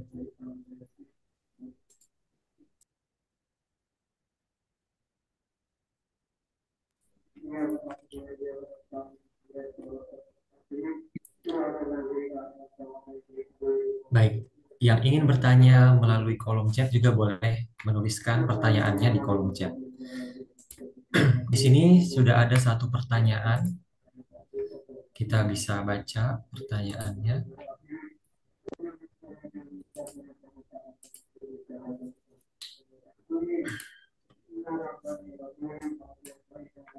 Bang, seringkali kita di dalam pekerjaan itu mengalami kesulitan, tekanan dari atasan ataupun rekan kerja bahkan seringkali overtime tanpa kompensasi yang sesuai. Seringkali kesehatan fisik dan mental kita pun kena karena pekerjaan yang selalu over limit dalam berbagai hal ini. Apakah kita memang harus menerima saja atau memperjuangkan keadilan dan juga kebenaran sesuai undang-undang yang berlaku? Karena kalau dari cerita Yusuf kayaknya kok dia nggak pernah berdebat dan komplain dengan tugas apapun yang diberikan kepadanya. Bahkan tidak kelihatan membela diri ketika dia dituduh hal yang salah padahal tidak melakukannya. Tuduhan pelecehan seksual yang mungkin akan selalu diingat sebagai hal yang sangat buruk. Kepada Pak Tadius, mungkin Ya, bisa baik. langsung menjawab. Ya, kembali lagi saya rasa ini satu yang pergumulan iman kita ya. Jadi nggak berlaku untuk semua orang kali ya, semuanya. Jadi mungkin kalau kondisi Yusuf memang agak berbeda ya. Dia boleh dikatakan dia dalam posisi yang sangat sangat apa ya, sudah nggak bisa berjuang karena dia seorang budak kan. Boleh bilang budak, kamu nggak bisa lagi. Budak tuh harus terima apa adanya gitu. Satu dari narapidana juga. Jadi dua status itu memang status yang sudah paling rendah, yang nggak punya hak lagi gitu. Memang kita hidup di dunia yang sekarang sangat bicara tentang hak kan, human right, ya, hak manusia dan seterusnya. Lalu tentu, tapi human right satu sisi baik ya karena untuk memperjuangkan hak kita, untuk memanusiakan kita, tetapi human right juga bisa jadi buruk kalau akhirnya kita diperbudak oleh human right dan membuat kita jadi orang yang manja, orang yang tidak mau dibentuk gitu. Kadang-kadang Tuhan, jadi maksud saya tadi saya bilang ini sangat bergantung pada relasi kita dengan Tuhan. Jadi kadang-kadang kalau Anda alami sesuatu jangan langsung human right, jangan langsung undang-undang cipta kerja dan seterusnya jangan. Tapi Anda lebih pertama-tama berdoa. Tuhan, saya alami ini apa yang Tuhan mau saya itu apa. Memang kalau Tuhan bilang kita harus perjuangkan undang-undang, kita perjuangkan hak kita ya kita lakukan. Tapi kalau Tuhan ternyata melalui itu untuk membuat misalnya Anda overtime tapi bayar rendah, mungkin Tuhan ingin mengajar sesuatu pada Anda bahwa kegembiraan Anda kerja bukan karena dapat kompensasi yang cukup, kompensasi yang hebat. Ya kan Anda hargai nilai kerja itu dari kompensasi, dari uang yang Anda terima. Anda tidak pernah menilai bahwa pekerjaan Anda itu mulia, gitu. Bahwa Anda sudah melakukan satu pekerjaan yang mulia. Orang seperti saya, teman-teman, saya memberitakan firman begitu. Saya nggak menilai dari uang. Kalau saya ada nilai dari uang, saya akan milih-milih apa khotbah di tempat-tempat yang persembahannya besar, misalnya gitu, ya kan. Saya akan milih-milih begitu. Dan kadang-kadang saya dengar juga hamba-hamba Tuhan kadang bercanda gitu. Ah, ngapain sih khotbah panjang-panjang gitu? Toh persembahan mereka udah siapkan kok segitu aja gitu gitu. Lo ngomong apa ada aja deh, udah langsung gitu. Saya dalam hati, aduh kamu tuh orang upahan banget gitu ya kan. Kalau aku sih nggak karena itu. Kalau aku tergantung apa yang Tuhan mau, aku sampaikan, aku akan sampaikan gitu. Kalau panjang ya aku akan sampaikan panjang. Saya nggak pernah pikirkan soal persembahan yang nanti dikasih kompensasinya berapa banyak, berapa. Saya nggak pernah mikirkan itu. Itu. Karena kemuliaan kerjaan saya bukan kompensasinya. Tapi kompensasi buat saya itu by product. Ya kan itu cuma berkat dari Tuhan saja. Tapi nggak ada juga nggak apa-apa. Berkat yang lebih besar bukan kompensasi itu. Berkat yang paling besar adalah saya bisa jadi berkat. Saya bisa memberkati orang melalui pelayanan saya. Demikian juga kalau Anda di kantor, Anda kerja. Berkat paling besar, pernah nggak Anda melihat bahwa berkat paling besar Anda tuh bisa jadi berkat buat orang lain. Ya kan, kalau Anda jadi ASN, Anda jadi berkat buat banyak orang yang menikmati hasil pekerjaan Anda gitu. Kalau bahkan di Alkitab, kadang-kadang yang menikmati hanya atasannya, hanya rajanya yang menikmati, bukan orang banyak. Tapi itu pun dia jadi berkat. Sebab kalau rajanya diberkati, nanti raja memberkati rakyatnya seperti gitu. Jadi kita mesti lihat dari sisi yang lain gitu ya, sisi gumulkan kadang-kadang kalau Tuhan izinkan kita ngalamin kesulitan banyak sekali gitu, karena Tuhan ingin membentuk kita gitu. Jadi kalau kita lihat hidupnya Yusuf nggak selamanya dia itu susah. Waktu dia jadi raja, waktu dia jadi penguasa Mesir, tentu hidupnya sudah tidak susah, tidak sesusah waktu dia jadi apa budak misalnya, ataupun waktu dia di sipir penjara. Tapi di sipir penjara pun kalau dia kerja baik, atasannya percaya sepenuhnya. Ya, jadi kalau kita kerjanya bagus, teman-teman, itu pasti dipercaya. Jadi kadang-kadang kenapa bos kita suruh kerja, suruh itu, bos kita nggak percaya sama kita. Dia pikir kita banyak, dia lihat kita lebih banyak di komputer, tapi nggak kerja gitu. Dia lihat kita main Facebook lah, dia lihat kita lagi nonton TikTok lah gitu ya kan. Dia sekali, dua kali dia intip, dia lihat kita lakukan itu, dia langsung merasa anak ini kurang kerja nih. Dia langsung kasih kerjaan lebih banyak, ya kan.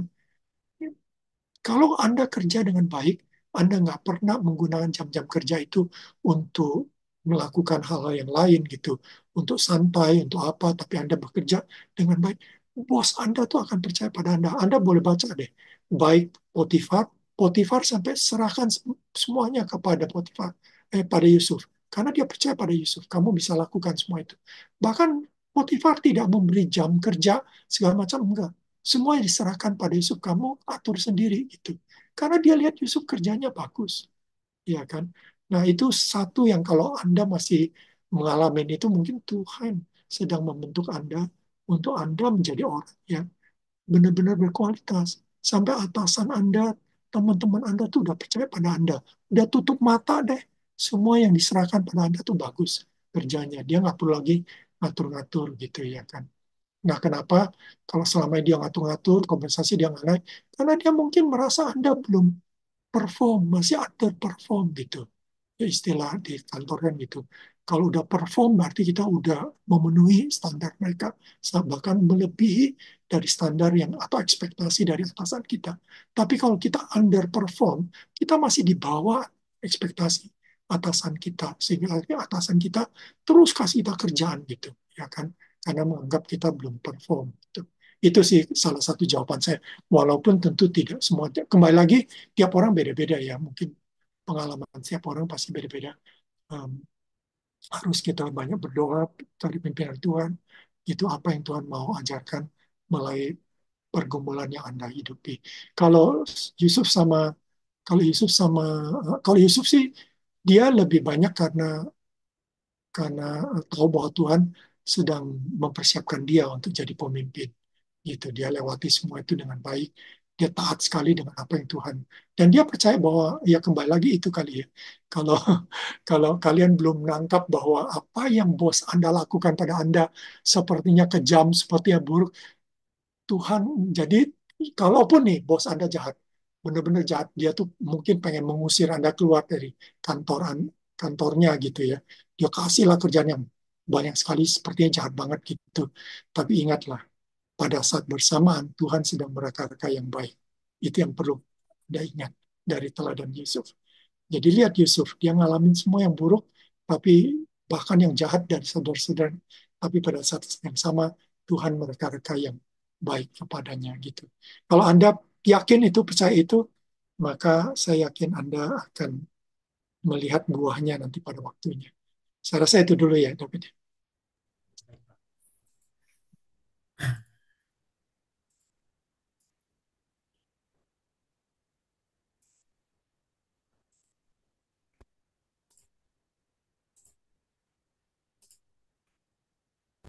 Di sini ada pertanyaan yang kedua. Hmm. Bang, seringkali dalam banyak kesulitan di dunia kerja kita menjadi pahit. Jadi membuat sikap kita berubah dari yang dulu semangat jadi seperti demotivasi. Bagaimana mengubah mindset kita supaya tidak mudah sakit hati dan mengalami kepahitan di dunia kerja dan tidak langsung pindah kerja di saat kita kecewa di kantor kita? Adakah ayat Alkitab yang perlu kita ingat supaya nggak mudah mengalami kepahitan?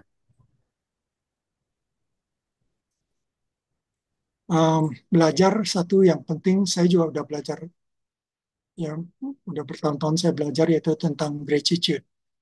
Belajarlah untuk bersyukur. Ya, itu penting banget. Bersyukur akan menolong kita untuk tidak mudah pahit.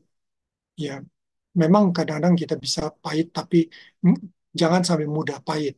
Ya, jadi kita harus belajar untuk akhir tidak gampang pahit dalam menghadapi segala yang tidak baik gitu ya kan. Ya kembali lagi, gratitude, bersyukur itu mungkin salah satu yang walaupun Anda alami apa yang paling buruk gitu, tapi istilahnya kalau mau gratitude kita mesti lihat orang-orang yang Anda bukan salah satu orang yang paling malang gitu lah, kira-kira gitu. Ya, waktu Anda alami, Anda merasa Anda malang banget, Anda direndahkan banget, Anda mengalami jelek banget, Anda dihina banget, kurang lebih seperti itu. Tapi ingat, ada orang yang jauh lebih parah dari Anda, lebih kasihan dari Anda. Iya kan? Itu salah satu yang penting gitu. Saya masih ingat cerita tentang seorang di India, saudara orang Kristen, yang dia nggak punya sepatu itu. Dia nggak punya sepatu. Dan dia berdoa sama Tuhan. Seorang anak lah ya, yang masih kecil dari keluarga yang miskin, ayahnya miskin sehingga tidak bisa beli sepatu pada dia gitu. Tapi dia percaya sama Tuhan, dia terus berdoa pada Tuhan gitu. Cukup lama dia berdoa sama Tuhan. Dan sampai satu waktu, dia akhirnya dia udah nggak lagi berdoa itu kepada Tuhan, minta sepatu. Kenapa? Karena satu waktu ada seorang anak yang lewat di depan rumah dia. Dan anak itu lewat di depan rumah dia tanpa kaki.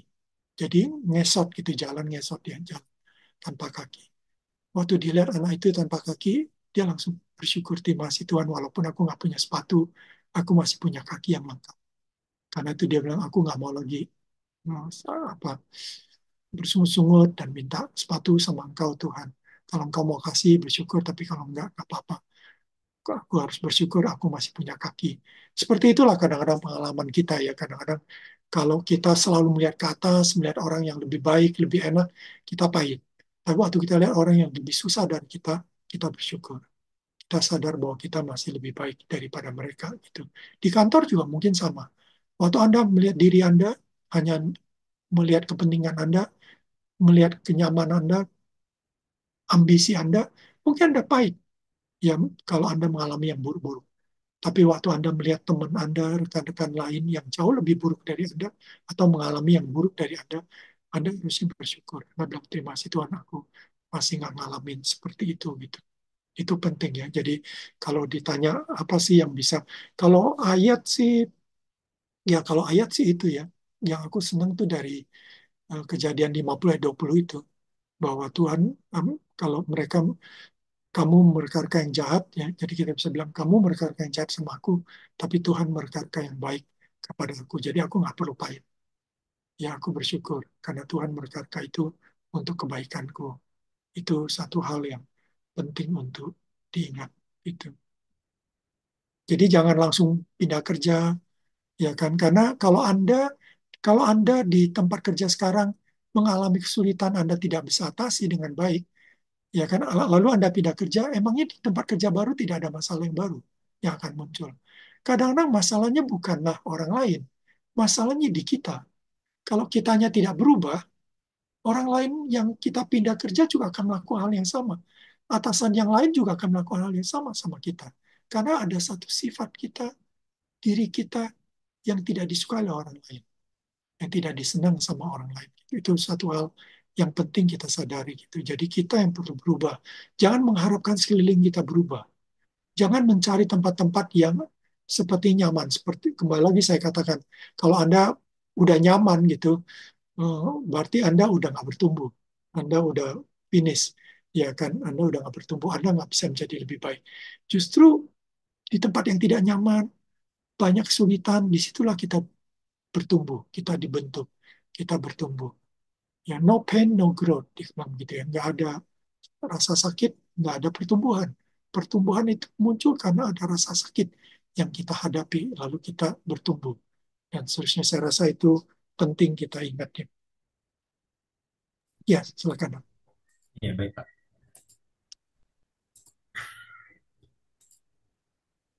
Di sini ada pertanyaan yang ketiga. Bang, seringkali dalam banyak kesulitan di dunia kerja, kita menjadi... bukan. Yang ketiga, Bang, saya seringkali malah takut atau malas untuk mengomentari rekan kerja.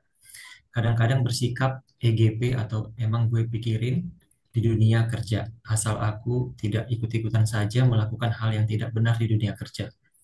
Kadang saya bingung juga kenapa saya jadi penakut ya.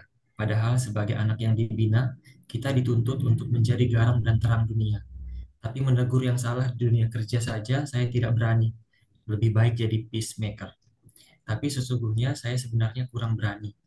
Apakah ada yang salah dalam spiritualitas saya di dunia kerja?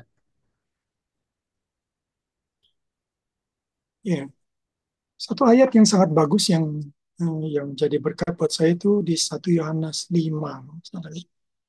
Coba saya lihat, saya nggak ingat soalnya persis, tapi saya masih ingat ayat itu. 1 Yohanes.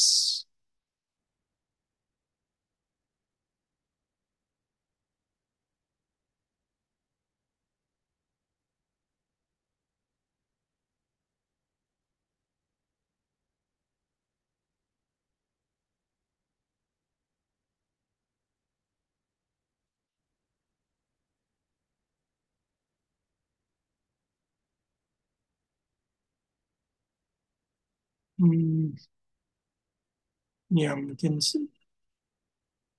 antara 1 Yohanes 5 atau 1 Yohanes 4 tentang itu, tentang kalau kita jadi kasih kita itu kalau harus sempurna gitu.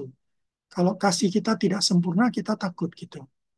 Jadi takut karena kasih yang tidak sempurna. Jadi kalau kasih kita sempurna, kita akan, nah ini, di dalam kasih tidak ada ketakutan. Kasih yang sempurna melenyapkan ketakutan di 1 Yohanes 4 ayat 18. Di dalam kasih tidak ada ketakutan. Kasih yang sempurna melenyapkan ketakutan, sebab ketakutan mengandung hukuman. Dan barang siapa takut, dia tidak sempurna di dalam kasih. Jadi kita kalau menegur orang lain, rekan kerja atau apa, kita harus lihat apakah kita karena kasih yang sempurna dalam diri kita. Kalau nggak ada kasih yang sempurna, memang kita takut menegur. Itu karena mungkin jadi kita kurang cukup kasih kita untuk, kalau kita kasih kita cukup cukup sempurna, kita mau menegur. Sama kalau di keluarga. Kalau anak saya berbuat sesuatu yang salah, kalau saya nggak punya kasih, saya tegur biasanya juga efeknya negatif.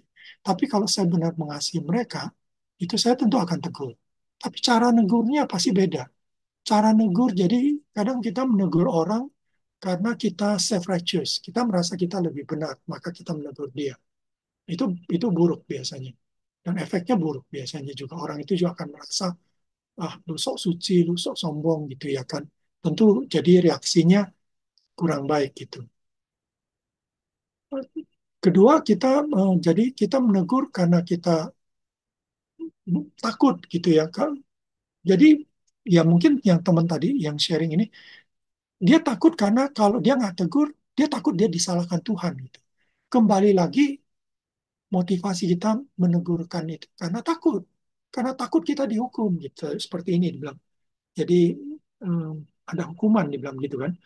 Jadi kasih yang sempurna menyebabkan ketakutan, sebab ketakutan mengandung hukuman. Dan barang siapa takut, dia tidak sempurna dalam kasih. Jadi kita belum sempurna dalam kasih. Karena kita lebih mengasihi diri kita, bukan mengasihi orang yang kita tegur. Karena kita mau menegur dia, hanya karena kita takut. Kalau kita nggak tegur, nanti kita yang dihukum Tuhan gitu. Ya kan, itu yang ada satu ayat di Perjanjian Lama yang sering dipakai itu. Jadi kalau aku bilang kamu harus tegur, tegur. Kalau kamu tidak tegur, maka nanti hukuman pada orang itu akan saya berikan pada kamu. Ayat itu seringkali dipakai secara salah, dalam konteks yang salah, sehingga kita terima, wah ngeri juga ya. Jadi kalau aku nggak tegur dia, nanti aku yang dihukum Tuhan. Jadi kita salah. Padahal ayat itu tidak bermaksud demikian. Jadi jangan menafsirkan ayat itu secara sembarangan gitu. Harus pahami ayat itu dengan lebih tepat gitu ya. Jadi dalam hal sehari-hari sih nggak kayak gitu. Ya dalam hal sehari-hari kita kalau menegur tuh apa ya? Ada satu buku judulnya Care Enough to Confront. Jadi untuk mengkonfront orang kita harus care enough. Kalau kita nggak cukup care, kita konfront orang itu pasti pikir kita iri hati lah. Ya dia iri hati nih, dia konfront aku, mentang-mentang aku lebih berhasil, mentang-mentang aku melakukan sesuatu ini dia nggak senang, dia konfront aku, jadi dia nggak terima secara positif teguran kita gitu ya kan. Maka mesti care enough. Care enough artinya kita memang sehari-hari udah menunjukkan perhatian kita, memang kita benar mengasihi dia, bukan kita mengasihi diri kita itu, tapi mengasihi dia. Sehingga kalau kita menegur pun karena untuk kebaikannya gitu. Cara kita ngomong juga akan beda gitu. Kita akan bilang, kita nggak tegur secara langsung, secara konfront gitu enggak, tapi kita bilang em, apa? Kita akan bilang secara sopan lah, bilang bahwa maaf ya kalau saya salah, tapi saya bermaksud apa saya tidak bermaksud apa, saya bermaksud ini. Pokoknya kita mesti jelaskan dengan baik dan kita mesti beritahu dengan baik gitu ya kan. Dan juga kita mesti beritahu bahwa seolah-olah kita bukan yang paling benar, kita bisa salah. Tapi saya cuma pengen apa kita untuk berpikir bersama bahwa bahwa apa yang kamu lakukan itu. Jadi kita harus mikirin alasannya dengan cukup berat ya, cukup banyak untuk bikin. Memang nggak gampang menegur orang, menegurkan kerja kita nggak gampang. Kita harus pikirkan alasan kita menegur apa, tujuan kita menegur apa gitu. Kita harus pikirkan sehingga waktu kita sampaikannya dengan enak, ya dengan enak dan waktu timingnya tentu kita juga harus cari itu. Dan tentu sebelum kita tegur juga kita berdoa, banyak berdoa supaya teguran kita itu nggak negatif gitu terhadap orang yang menerimanya. Saya kira itu sih mungkin yang saya bisa kasih masukan. Baik, terima kasih Pak. Selanjutnya buat teman-teman yang ingin bertanya secara langsung, masih ada waktu, silakan.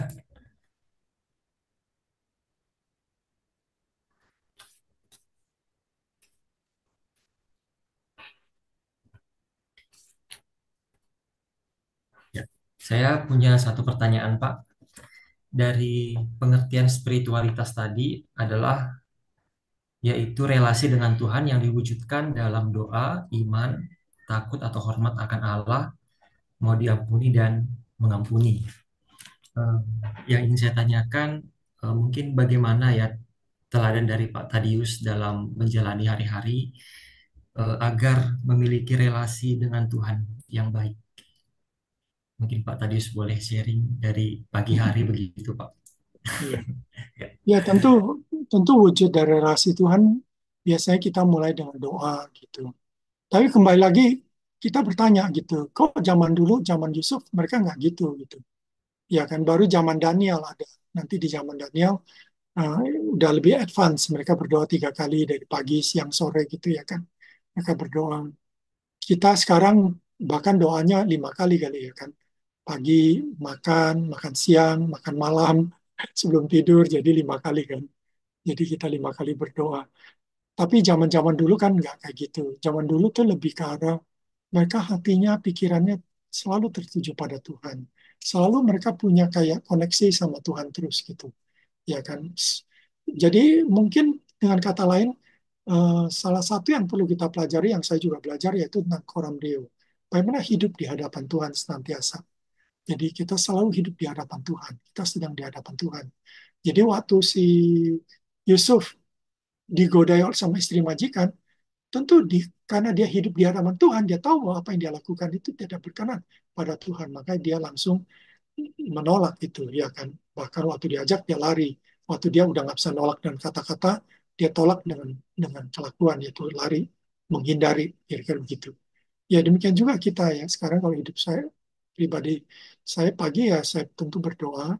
Itu salah satu saat teduh doa, macam-macam doa yang bisa saya pakai, bisa prayer of Samen, bisa Lectio Divina. Nanti di sesi 3 saya akan share lebih banyak sih tentang beberapa media atau metode dalam berdoa untuk membangun spiritualitas yang sekarang banyak dikenal dengan istilah spiritual discipline ya, atau disiplin rohani kita gitu. Itu tapi yang paling sulit mungkin kita bangun adalah yang itu yang Coram Deo. Bagaimana kita bisa, dan yang saya praktekkan juga itu eh, berdoa senantiasa, tetaplah berdoa. Jadi anytime terus kontak sama Tuhan, tetap berdoa itu satu hal penting. Tentu nggak selalu berhasil ya, kadang-kadang gagal, kadang-kadang lupa gitu ya, lupa sama Tuhan. Tapi kalau ingat selalu ingat kembali, diingatkan kembali untuk tetap berdoa dalam segala situasi kita tetap berdoa. Jadi firman yang di 1 Tesalonika 5 ayat 16 sampai 18 itu firman yang sangat bagus ya, sangat luar biasa karena bersukacitalah senantiasa. Jadi tetap ini juga spiritualitas ya, bagaimana kita tetap bersukacita senantiasa, selalu bersukacita senantiasa itu. Lalu selalu berdoa, tetaplah berdoa. Lalu mengucap syukur dalam segala hal. Ya kan mengucap syukur. Jadi selalu mengucap syukur juga. Apapun keadaannya belajar mengucap syukur. Ya kan keluar rumah menghadapi macet mengucap syukur. Kayaknya aneh kan, kok mengucap syukur, kok nggak marah-marah. Ya kan, tapi ngapain marah-marah? Ya lebih baik mengucap syukur gitu. Ya, mengucap syukur kita masih bisa mengucap syukur kalau macet bisa, ya kan? Masih bisa mengucap syukur kalau kita pikir yang positif, ya kan? Jadi think positively, think semua dari sisi, lihat dari sisi bright side, dari sisi positifnya, bagaimana hidup kita sekarang gitu. Bahkan sakit pun mengucap syukur, karena melalui sakit kita mungkin diingatkan kembali bahwa kita ini fragile, kita ini ringkih, kita ini sementara hidupnya di dunia, ya kan? Mengingatkan kita untuk menggunakan waktu kesempatan kita lebih bijaksana dan seterusnya. Jadi tetap mengucap syukur itu satu hal yang terus dipelajari lah, satu hal yang penting gitu. Ya saya rasa kurang lebih seperti itu sih yang banyak saya lakukan. Tapi yang paling utama tentu waktu saya bertobat saya udah seperti Yusuf. Itu saya, ayat yang berbicara pada saya waktu itu ada Matius 6:33. Carilah dahulu kerajaan Allah, maka semuanya itu akan ditambahkan kepadamu. Jadi aku waktu itu udah sadar bahwa hidupku aku harus cari apa kerajaan Allah. Apa kehendak Allah bagi hidupku? Aku mau hidup bagi Tuhan. Aku mau jadikan dia rajaku. Aku menjadi hambanya. Aku melayani dia. Aku hidup bagi dia. Ya, dan mengutamakan kehendaknya. Itu start pertamanya gitu. Itu yang yang seperti mungkin Yusuf alami lah kayak gitu-gitu ya. Baru setelah itu membangun disiplin rohani melalui doa, baca firman, dan seterusnya bikin journaling, retreat itu ya. Semua itu boleh dibilang sabbatical, itu semua disiplin rohani lah untuk menunjang relasi kita dengan Tuhan. Ambil waktu juga untuk eksamen, untuk memeriksa diri, itu juga semua penting untuk menunjang relasi dengan Tuhan kurang lebih. Bersekutu dengan saudara seiman lain juga penting untuk memelihara relasi kita dengan Tuhan. Karena itu kita setiap beribadah ke gereja dan seterusnya, melayani, berbuat baik, semua itu penting. Ya, jadi itu semua spiritualitas. Buat saya spiritualitas bukan cuma doa sih. Spiritualitas juga saya melayani istri saya gitu ya kan, cuci piring dia itu spiritualitas gitu. Saya senyum sama istri saya itu spiritualitas saya ya kan. Saya tidak berkata-kata kasar kepada istri saya, berkata-kata yang baik, sopan, sama pembantu rumah saya berkata-kata sopan, baik, menghargai, itu spiritualitas. Itu spiritualitas itu tidak hanya eh, dalam bentuk doa, dalam bentuk ucap firman gitu, tapi dalam bentuk kata-kata kita gitu ya, dalam bentuk kelakuan kita, tingkah laku kita, bagaimana kita berinteraksi sama orang, bersikap sama orang itu termasuk spiritualitas. Bagaimana kita menggunakan waktu kita dengan baik, itu pun spiritualitas kita. Ya, di tempat kerja juga sama. Kalau Anda di tempat kerja Anda sopan sama orang lain, hormat sama orang lain, berkata yang sopan, yang jadi berkat kata-kata kita pada orang lain, itu semua spiritualitas kita gitu. Itu menunjukkan kita beda dengan orang-orang yang tidak punya spiritualitas. Ya kan? Kalau kita mau lihat film, kita kan bisa lihat film-film yang nggak punya spiritualitas, yaitu banyak effortnya. Ya, film-film banyak makinya, effort. Itu benar-benar film-film yang buruk gitu, yang spiritualitasnya tuh udah mati banget, bahkan perasaan mereka udah tumpul orang seperti itu. Ya biasanya kalau saya udah lihat film di YouTube seperti itu, saya udah langsung singkir, saya buang semua kayak gitu. Lagu juga kalau ada F-wordnya, D-wordnya. Jadi waktu anak-anak saya sekolah di Kanada pun, di sekolah pun udah diajarin nggak boleh kata keluar F-word, D-word, apalagi kata-kata yang kasar tuh, maki-maki itu nggak ada gitu. Kata kotor gitu itu nggak ada. Itu itu buat saya adalah satu bentuk. Jadi kesopanan kita, keramahan kita itu bentuk spiritualitas kita sebagai orang Kristen. Tapi tentu keramahan kita keramahan yang tulus ya. Kalau jadi pramugari di Arama itu karena kerjaan, bukan karena ketulusannya. Itu bedanya gitu ya. Ya, saya rasa itu.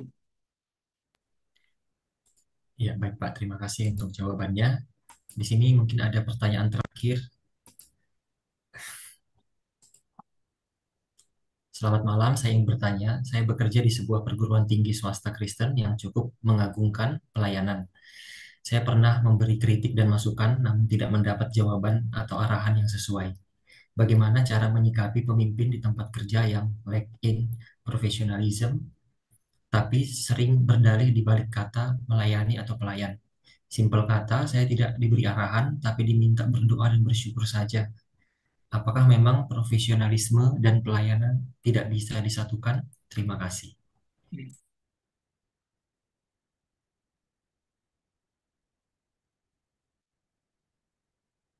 Ya, saya rasa Alkitab tuh utuh ya. Alkitab yang kita baca salah satunya. Jangan cuman melihat dari segi berdoa dan bersyukur, itu salah satunya ya. Itu sikap kita dan menghadapi apapun gitu. Tapi ada yang lain kan, misalnya eh, Kolose 3:23, apapun yang kamu kerjakan, kerjakanlah untuk Tuhan. Artinya apa? Dengan segenap hatimu. Artinya kerjakanlah dengan baik gitu. Ya kan? Kalau bahasa di tempat kerja yaitu profesional. Kerjakanlah dengan baik, dengan profesional gitu. Kalau profesional sesuai deadline, sesuai dengan standar, itu profesionalismenya tentu kita harus jaga gitu. Jadi keutuhan itu penting. Sering-sering spiritualitas orang Kristen itu tidak utuh. Di satu sisi terlalu menekankan kepada aspek-aspek yang menyerah, bersyukur, menyerah, dan berdoa saja. Tapi sisi yang lain, ya kan, diabaikan. Atau kadang-kadang menekankan personal tapi tidak bersyukur. Jadi dua itu menurut saya tidak bisa kita pisahkan. Seharusnya dua itu harus berjalan bersama. Ya, di satu sisi kita bersyukur, tapi kita tetap berusaha untuk memperbaiki. Tetap berusaha untuk bekerja lebih baik. Kita berusaha untuk menjadi kesaksian dalam pekerjaan kita gitu. Ya, jadi kalau kita lihat Yusuf maupun Daniel, mereka jadi kesaksian dalam pekerjaan mereka. Nanti Daniel minggu depan kita bisa lihat bagaimana dia profesional sekali dalam kerja gitu. Ya kan, jadi disitulah spiritualitas yang Kristen yang kita bisa pelajari dari seorang Daniel gitu ya, bagaimana dia spiritualitas doanya dia berdoa 3 kali sehari. Ya, dia berdoa 3 kali sehari, tapi dia kerja sangat bagus gitu. Waktu orang cari kesalahan dia nggak ditemukan karena dia kerja dengan profesional sekali, ya kan? Jadi sangat unggul, sangat bagus. Bahkan dia dia punya spirit yang unggul dan seterusnya. Yusuf juga demikian. Yusuf tuh bahkan kerjanya begitu bagus, begitu profesional sampai majikannya Potifar mempercayakan semuanya kepada Yusuf. Ya kan, menunjukkan memang Yusuf sangat profesional sampai dipercayakan sepenuhnya. Dan waktu dia bekerja di penjara, dia juga dipercayakan sepenuhnya oleh uh, kepala penjara atau sipir penjara ya, sehingga dia bisa bekerja semua karena dia mengerjakan dengan, kalau pakai istilah sekarang, dengan sangat profesional, sangat bagus gitu. Jadi itulah seharusnya kita ya orang Kristen, jangan menekankan semuanya melayani, pelayanan berdoa bersyukur nggak perlu profesional, itu menurut saya nggak utuh, ya nggak utuh. Tapi jangan juga profesional saja, tapi kita nggak berdoa, nggak ucap syukur, ya kan, nggak bergantung pada Tuhan, ya kan itu. Jadi bergantung sama Tuhan sama bekerja sepenuhnya itu nggak boleh dipisahkan, tapi harus berjalan bersama-sama. Maka saya suka sama satu moto yang mengatakan bahwa berdoalah seolah-olah 100% bergantung pada Allah, ya, tapi nggak berhenti situ. Lalu bekerjalah seolah 100% bergantung pada Anda. Ya kan? Jadi itu menarik. Bukan kita berdoa 50%, bekerja 50%. Bukan berdoa 70%, kerjanya cuma 30%. Bukan juga doanya 30%, kerjanya 70%, enggak. Tapi doanya 100%, kerjanya 100%. Utuh gitu. Doanya dengan sungguh-sungguh, bersyukurnya sungguh-sungguh, tapi kerjanya juga 100% dengan unggul, dengan baik sepenuhnya. Saya rasa itu sih yang harusnya kita punya. Cuman ya kalau kita hadapi atasan kita di perguruan tinggi seperti itu ya memang kadang-kadang satu poin saja.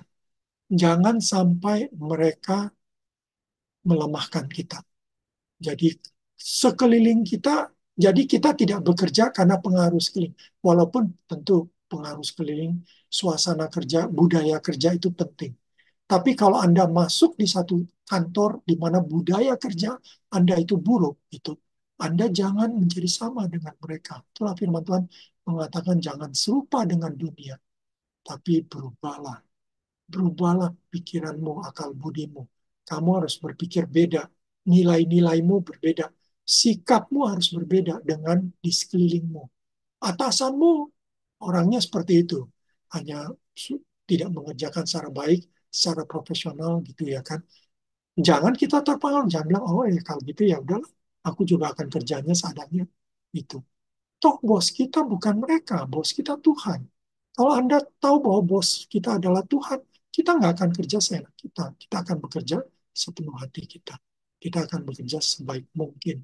Itu sih kalau aku usul teman-teman ini kalau ngalamin seperti ini, jangan putus asa, jangan juga sampai jadi sama seperti mereka, tapi berubahlah menjadi kita beda gitu, tampil beda sehingga jadi kesaksian. Ya, saya kembalikan ke David. Kayaknya Ya, waktunya udah habis ya. baik. Waktunya sudah habis. Ya, Sesi pertama sudah selesai. Memohon Pak Tadius untuk menutup dalam doa. mari kita berdoa. Bapak, terima kasih untuk malam ini Tuhan kami dapat membahas satu teladan dari Yusuf, bagaimana spiritualitasnya yang awalnya mungkin kami sulit melihat spiritualitas Yusuf kalau kami memakai prinsip ataupun memakai standar, memakai pengertian bahwa spiritualitas itu adalah doa, spiritualitas itu adalah ibadah, spiritualitas itu adalah kalau kami baca firman, dan kami tidak melihat itu dalam diri Yusuf. Namun kami melihat Yusuf memiliki sifat yang jauh lebih hakikat atau hakiki, lebih jauh esensi, yaitu hubungannya dengan Tuhan. Bagaimana dia hidupnya bergantung pada Tuhan, berpaut pada Tuhan, hidupnya hanya untuk Tuhan, bagi Tuhan, dan untuk menjadi berkat bagi sama. Bagaimana spirituasnya juga terlihat dari sikap-sikapnya, dari kata-katanya, dari tingkah lakunya, dari sikapnya terhadap majikan, sikapnya terhadap saudara-saudaranya, dia tidak sakit hati ingin balas, tapi dia mengampuni mereka, mengasihi mereka, walaupun mereka sudah membuat jahat kepada dia. Dan bagaimana dia menyikapi kemalangan-kemalangan perbuatan jahat orang terhadap dia. Disitulah kami lihat sepintas dia yang sangat luar biasa. Sehingga dia akhirnya justru um, dapat bersinar, dapat menjadi terang, dapat menjadi berkat bagi banyak orang melalui hidupnya, melalui pekerjaannya. Terima kasih Tuhan, kami berdoa supaya kami dimampukan untuk menangkap kedalaman rohani ataupun berkat-berkat rohani yang Tuhan berikan melalui perenungan malam ini. Dengarlah doa kami Bapak, kami serukan hanya dalam nama Tuhan Yesus. Amin.